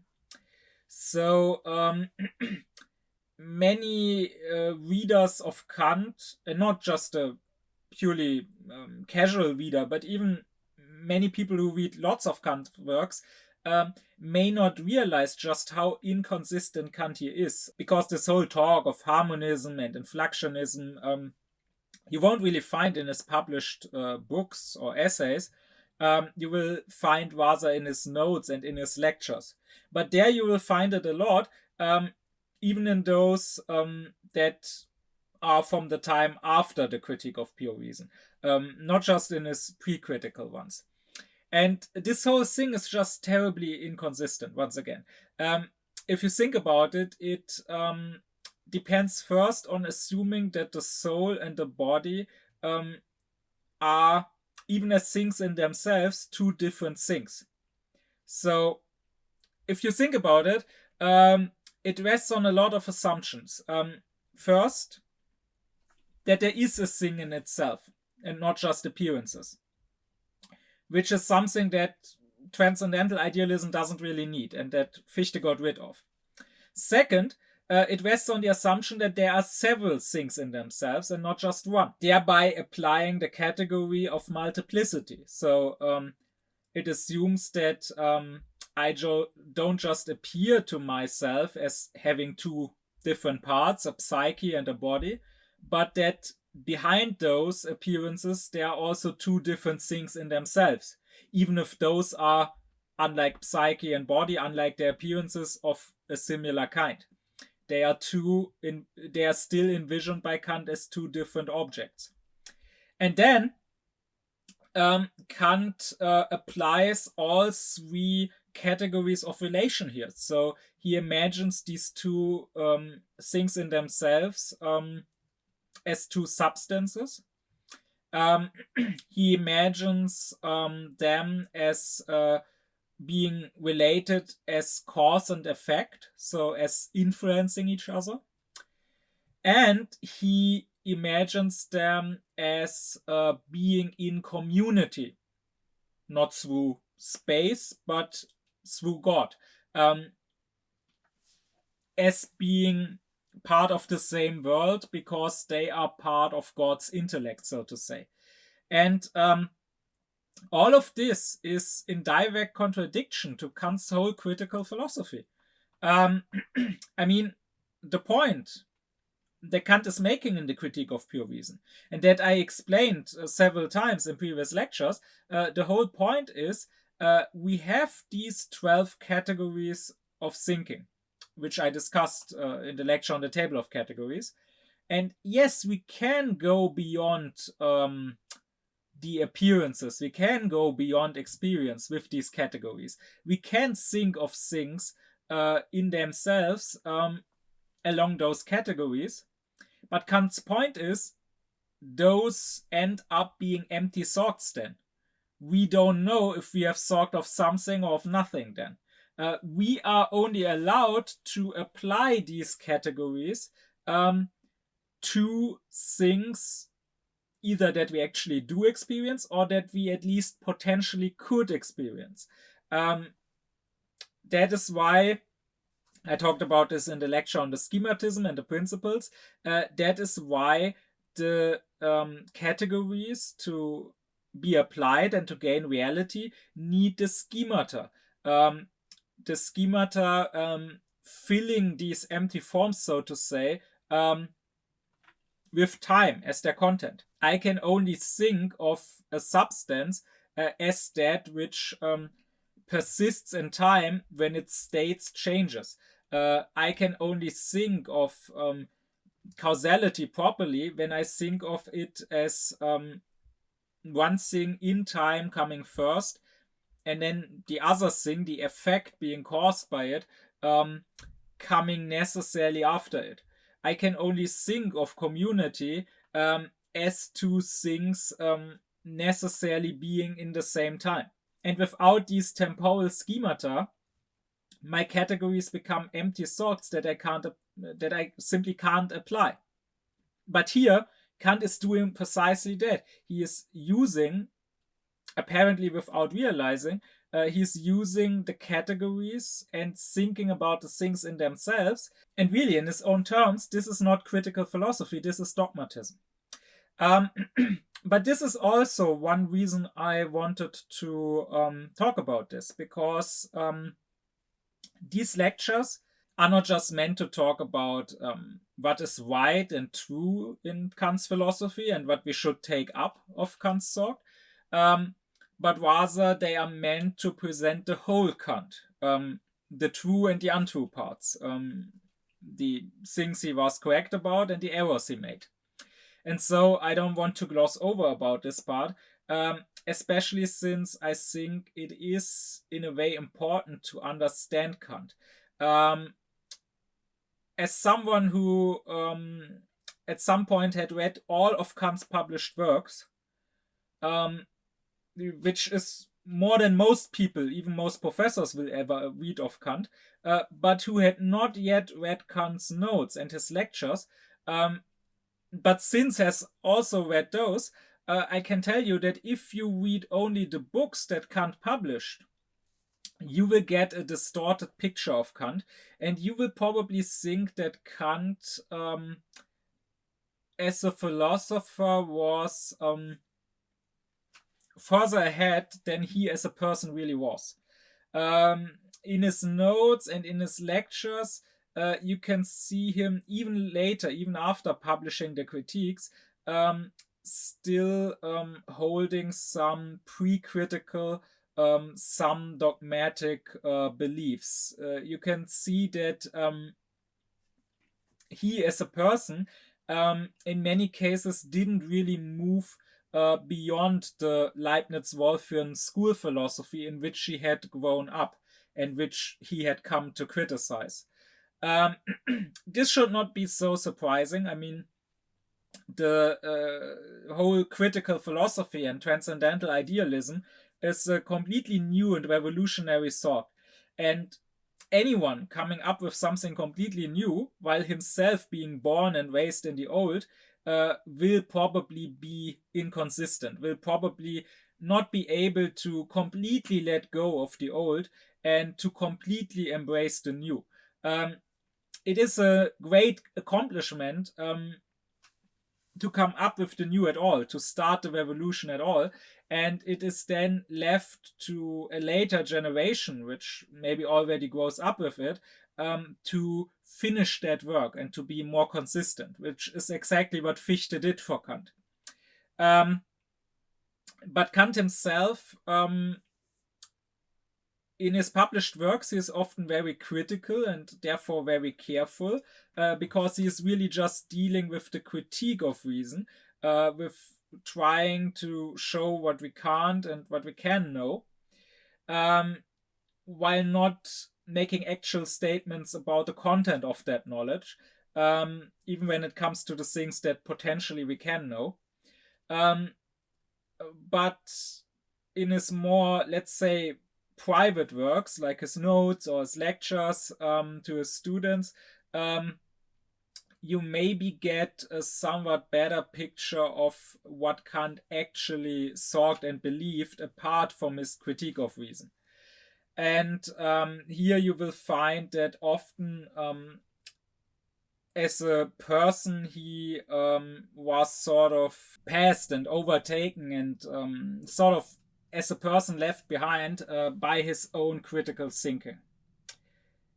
And that, I think, is important to know and to realize if you really want to understand Kant as a person as a whole.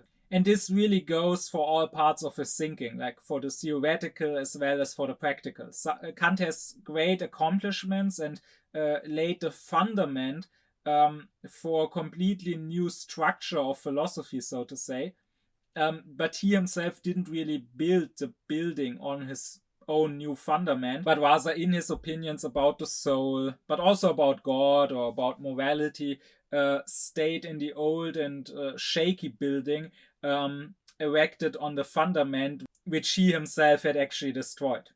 But anyways, so both of these topics, the Kant's refutation of empirical idealism and Kant's solution to the body-soul problem, actually show how Kant was not fully in tune with his own critical philosophy when it came to actually applying it and actually reaching the consequences you should reach from it.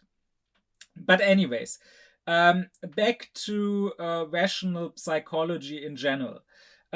What Kant says, basically, after refuting the four paralogisms and showing that what is analytically true for that I of our thinking, for the thinking subject, is not necessarily synthetically true for our soul.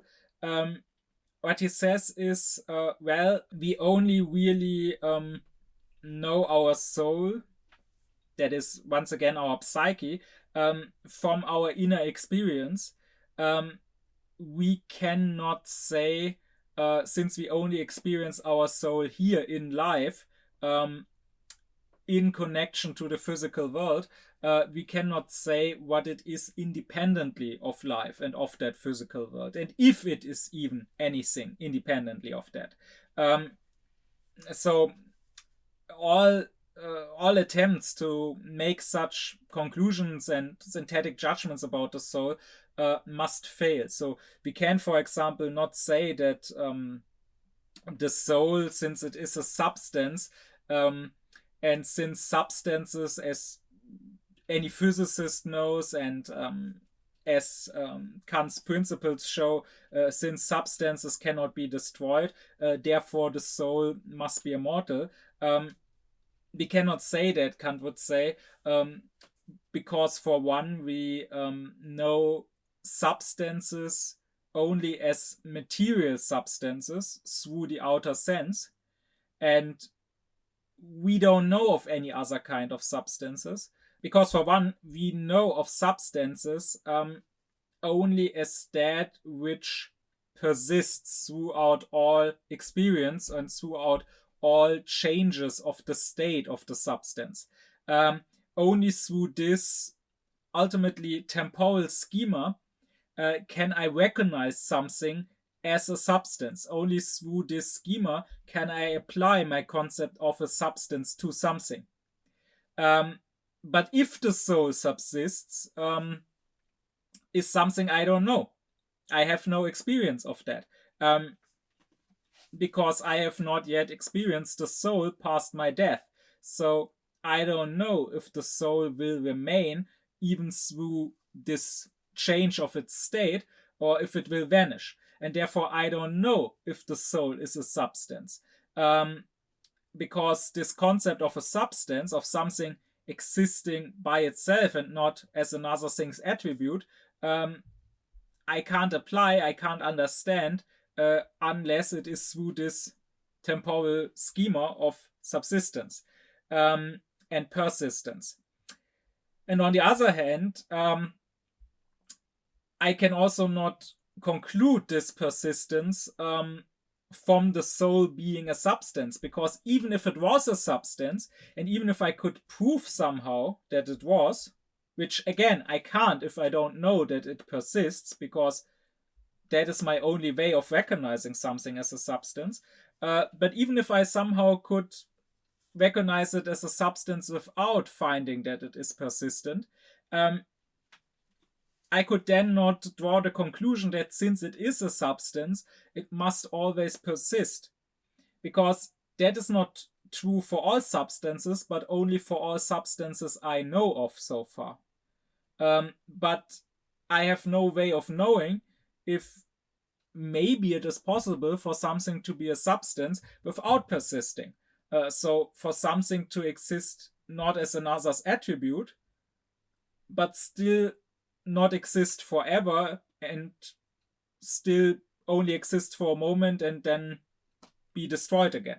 I don't know that. So in that sense, we cannot do rational psychology. We have once again these two forms of apperception, and the empirical apperception allows only for empirical psychology, which is what we today call psychology. So it allows for me through inner experience, through observation, and maybe also experiment on my psyche, try to find out about how my psyche works, but then I will only learn about my psyche as an appearance, as this thing which appears here in life, and not learn anything about the soul independent of life. And on the other hand, I have transcendental apperception, and that, Kant says, is the fundament of logic, because after all, transcendental apperception is taking all my representations and synthesizing them as being my representations as being sought by me. And this is a condition of the possibility of thinking. I could not think of anything without connecting it in that way. And therefore, the ways I do this connection, the ways in which transcendental apperception happens, are at the same time the basic laws, the basic forms all thoughts have to follow. And those the logician can deal with. And those are exactly the 12 functions of judgment that Kant talks about in the table of judgments, and about which I already made its own lecture. These are the 12 forms in which we do this transcendental apperception, in which we connect our thoughts, and therefore logic is based on this transcendental apperception. But these are the only two sciences, empirical psychology and logic, which I can base on my two apperceptions. I have no basis for a rational psychology. So what does this mean for this subject of metaphysics? Kant says it means that it can never be a doctrine, but it can still be a discipline. Because to Kant, every science can either be a doctrine or a discipline. And doctrine would mean a positive teaching that expands our knowledge, that teaches us new things. And if rational psychology was a doctrine, then it would become pneumatology, Kant says. From the Greek pneuma for spirit, so it would then be a doctrine of spirits. It would be a science, a metaphysical science, teaching us about the nature of spiritual beings, of our own soul, but really about all spiritual beings, also about possible angels or whatever. And such a positive science that is its own doctrine is not possible. But to Kant, that doesn't mean that we have to throw rational psychology away completely and stop doing it completely. He says it still has its place in metaphysics as a discipline. And discipline to him means a negative science that is not teaching us new things, but that is preventing errors, and that is limiting us and telling us where we have to stop trying to find new things, because it simply won't work and will only lead again to errors. And this is sort of Kant's whole point in metaphysics. This is not just what he will say about rational psychology, but also about rational cosmology or rational theology, that they should be not positive doctrines, but negative disciplines.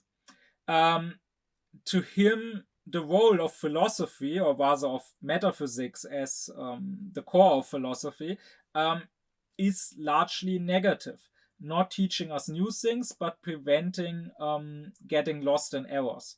Here I refer back to my lecture on the conflict of faculties, where I described how, according to Kant, the three higher faculties of theology, jurisprudence, and medicine, they promise the people, or the people seek them out for that, positive solutions to their problems.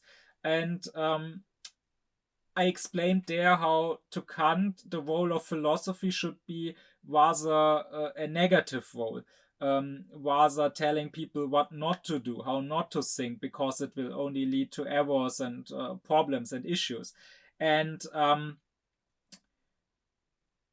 you could say, I explained in that lecture, that the whole critical project is there to remind the metaphysicians of this role of theirs, to teach them that they should not try to be what these other faculties are, but rather they should embrace their role as discipliners of thinking, as preventers of errors. Well, what are these possible errors that rational psychology could prevent? They are what Kant calls spiritualism and materialism. Spiritualism here doesn't mean what it maybe means today. So when someone says, oh, I'm not religious, but I'm spiritual, rather both are positions you can take on the soul. So spiritualism would be the opinion that our soul is a spirit which can exist independently of the body. So spiritualism is exactly what all these four paralogisms lead to. And on the other hand, materialism is here understood as the opinion that we don't have a spiritual soul. So our psyche, our consciousness is just a product of matter, of our material body, of our brain. Now, spiritualism is refuted with the paralogisms, but Kant says that this should not lead us to believe in materialism, which of course today most people do believe in, which of course today is the leading worldview.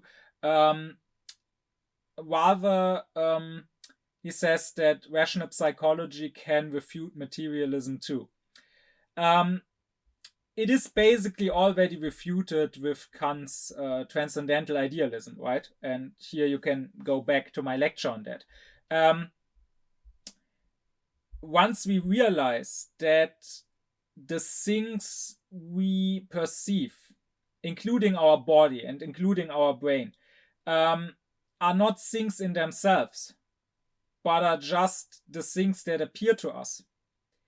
And as soon as we realize that the laws under which they appear, like the law of causality, which is of course needed if I want to say my brain causes my consciousness, that these laws too are just the laws according to which they have to appear.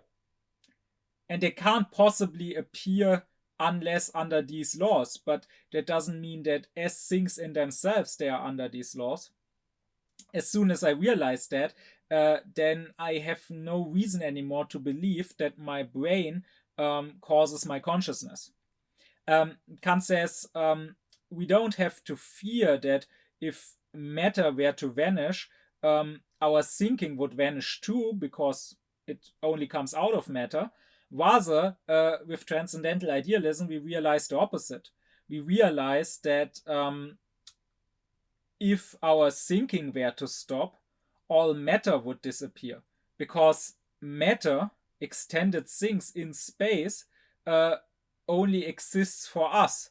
It is what we are viewing in our form of viewing in space, but the things in themselves are not spatially extended matter. So really, whenever someone tells you my consciousness is the product of my brain, you simply have to ask them, okay, and where's your brain? How do you know of your brain existing and causing this consciousness? Whether they like it or not, they will have to answer you, my brain is in my consciousness. I am conscious of my brain. I know of my brain because I am conscious of it. But if the brain is in the consciousness, there's no reason to believe that it caused the consciousness. Also, here once again, Kant mentions this argument that thinking must be simple. He says that our thoughts must be the thought of one and the same subject, or else they could not be understood as being the same thoughts of the same subject. I previously mentioned Kant's example of several people each knowing one word of a verse. No one would know the whole verse or the whole poem. They would all just know one word. So Kant says that means that since our brain is not simple, it is made up of several parts. It is made up of several brain areas and several cells and several atoms. a thought would have to be in one part of the brain or in another. And if it was divided into several parts, so one part of the thought being in this area of the brain and one part of the thought being in this area, then there's no way for us to understand how these different parts of the thought could come together to form one coherent thought. And when it comes to materialism, nowadays, since again, this is the reigning ideology, and it really is that, it is an ideology, it is not a scientific position. It is completely unscientific, and it is simply, which is the mark of an ideology, dogmatically believed without proof. When it comes to materialism, you will now often hear the claim that we now know more than they did at Kant's time. There's now this hype of the study of the brain, and you will hear the claim that through the study of the brain, that natural science, that biology are doing, we will get to understand consciousness. That shows you that people making such a claim really know nothing of the very basics of philosophy. Because, I mean, if you study the brain, the only thing you can possibly understand is how the brain works. But you cannot, through study of the brain, get any closer to understanding consciousness. Now, I don't want to dismiss those studies. I don't want to say they are useless or uninteresting or completely wrong. As study of the brain, they may have their value, but it's simply the brain you are studying and not consciousness. And the fact that this gets confused shows you that the very basics of philosophy, and it is Kant's accomplishment to reach such clarity about those basics, that the very basics of philosophy are lacking. People, including natural scientists, including even many so-called philosophers, often have not learned to distinguish between the sensual and the supersensual. Kant's whole philosophy is based on that distinction, and I already made a lecture about that. So people will tell you that since we now know so much more about the brain, what previous philosophers, including Kant, had to say about consciousness doesn't matter anymore. It's refuted now. It's not relevant anymore.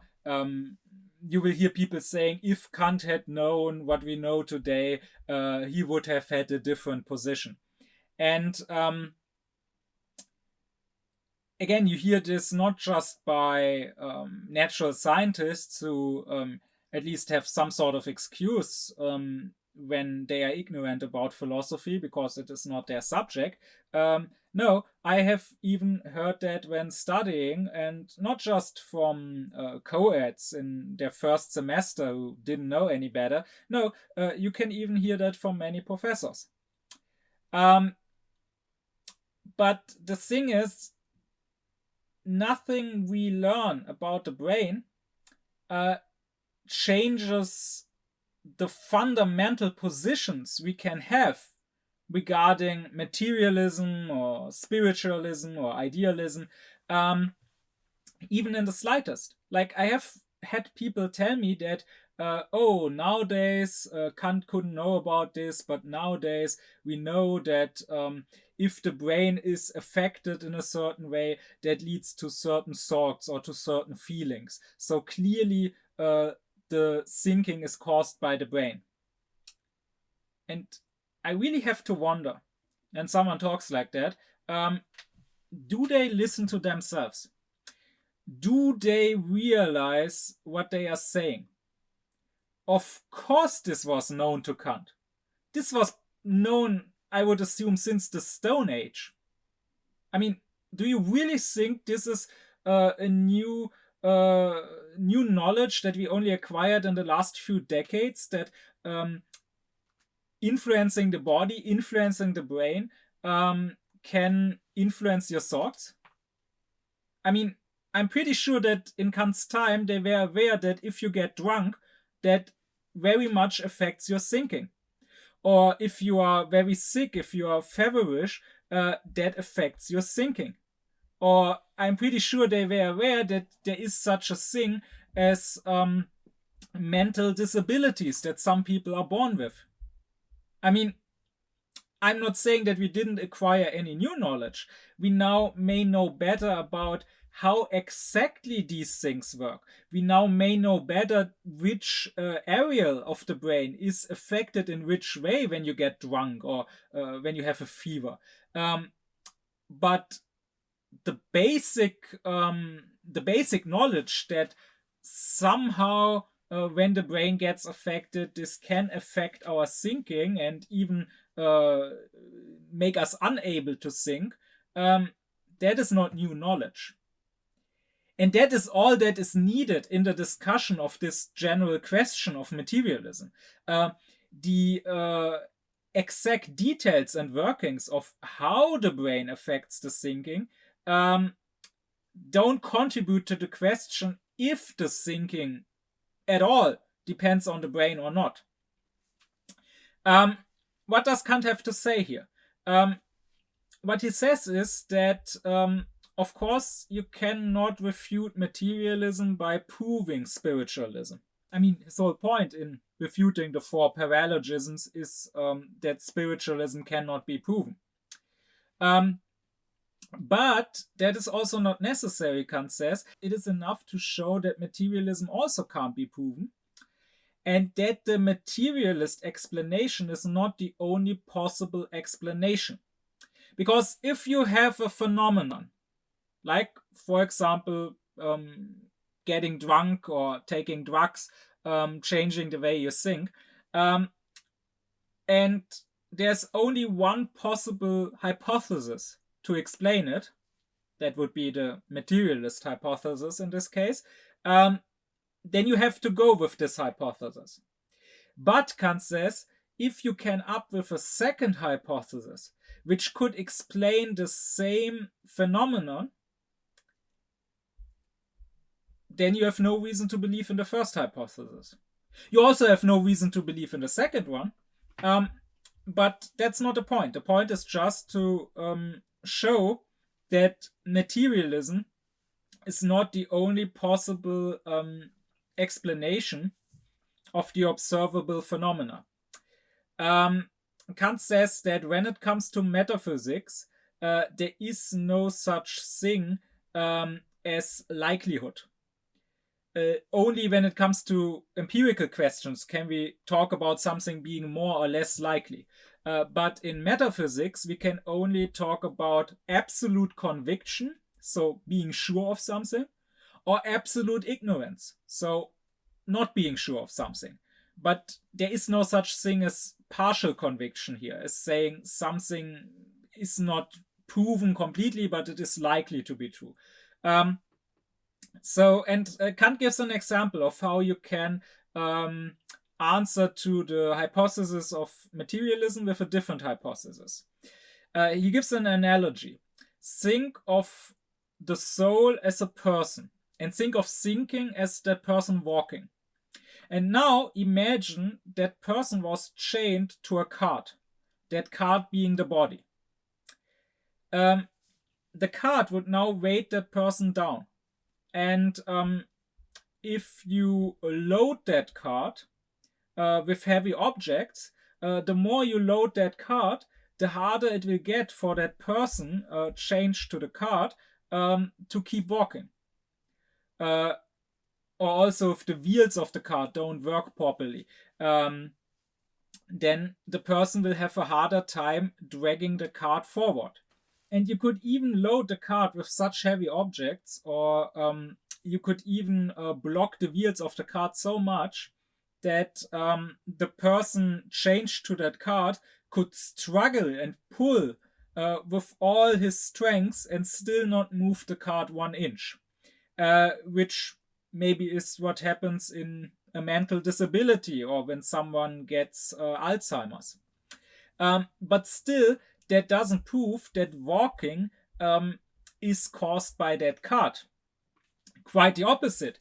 If the person was now freed from the cart, if the chain was broken, which would be death and the soul leaving the body, far from the person losing the ability to walk, instead the person could now walk and even run more freely and with more ease and faster than ever, Kant says. So if this analogy describes the truth, then that would mean that the body, or more specifically the brain, is not what causes thinking, but rather is what hinders thinking.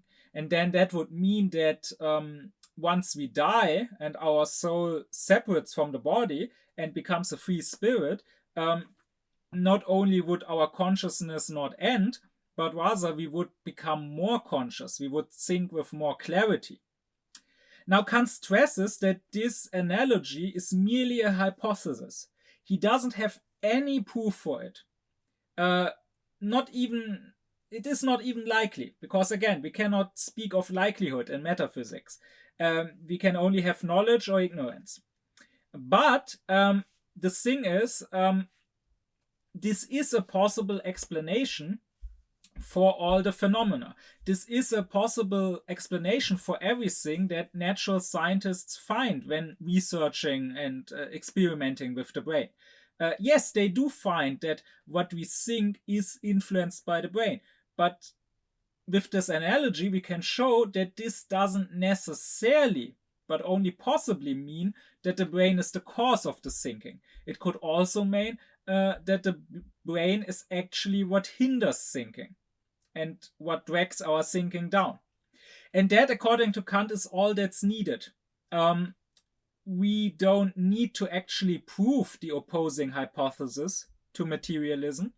We just need to show that another possible explanation can be given, and therefore there is no reason to believe that the explanation of materialism must be true. And that is basically the point of rational psychology to Kant. Again, the point is it can't be a doctrine, it can't prove anything, but it can be a discipline and can make sure that we don't fall into our own traps, that we don't convince ourselves of having proved something one way or the other, which actually can't be proven. We can't go beyond the realm of experience with our thinking, or rather, with our thinking we can, but then those are empty thoughts. With our knowledge, we can't go beyond the realm of experience, and therefore we can't know neither that we do have a spiritual soul, nor that we don't have a spiritual soul and are just our brains, basically. That is the result of Kant's theoretical philosophy when it comes to the soul. Now, this is precisely what leaves room for a belief in the soul and in the immortality of the soul, Kant says. If materialism could be proven without a doubt, then you had no right to believe in your soul being immortal. But since materialism cannot be proven, you can believe that your soul is immortal. You can't know it, because materialism can also not be disproven, but you can believe it. However, I will stress that to Kant, belief should not just be, I choose to believe in it because I like the idea of the immortal soul. I don't like the thought of dying and then just vanishing. That would not be enough for belief, according to Kant, because that would then be an irrational belief, a belief based on your desires and not on reason. The question to Kant is there maybe a rational reason to believe in the immortality of the soul? A proof there isn't, but maybe there can be a reason which satisfies not just our desire to never vanish, but that satisfies our reason enough to entertain this idea. And this I will talk about when I get to Kant's philosophy of religion. I will talk about the moral reason that Kant gives for believing in the immortality of the soul. But here, when it comes to theoretical philosophy, the result of the whole inquiry is basically saying we can't know one way or another. And that is precisely the fundament for, maybe if we find a reason for that, believing one way or another. My deep thanks be to my supporters: Thomas Deuringer, Gernot Klaufen, Benjamin Lehning, Oblomov, Ökobong, Samet Özkilic, Elif Özün, Yasin Özün, Christos Pai, Alexander Reuter, Lisa Rinner, as well as to all others who support me and my Aufklären cause.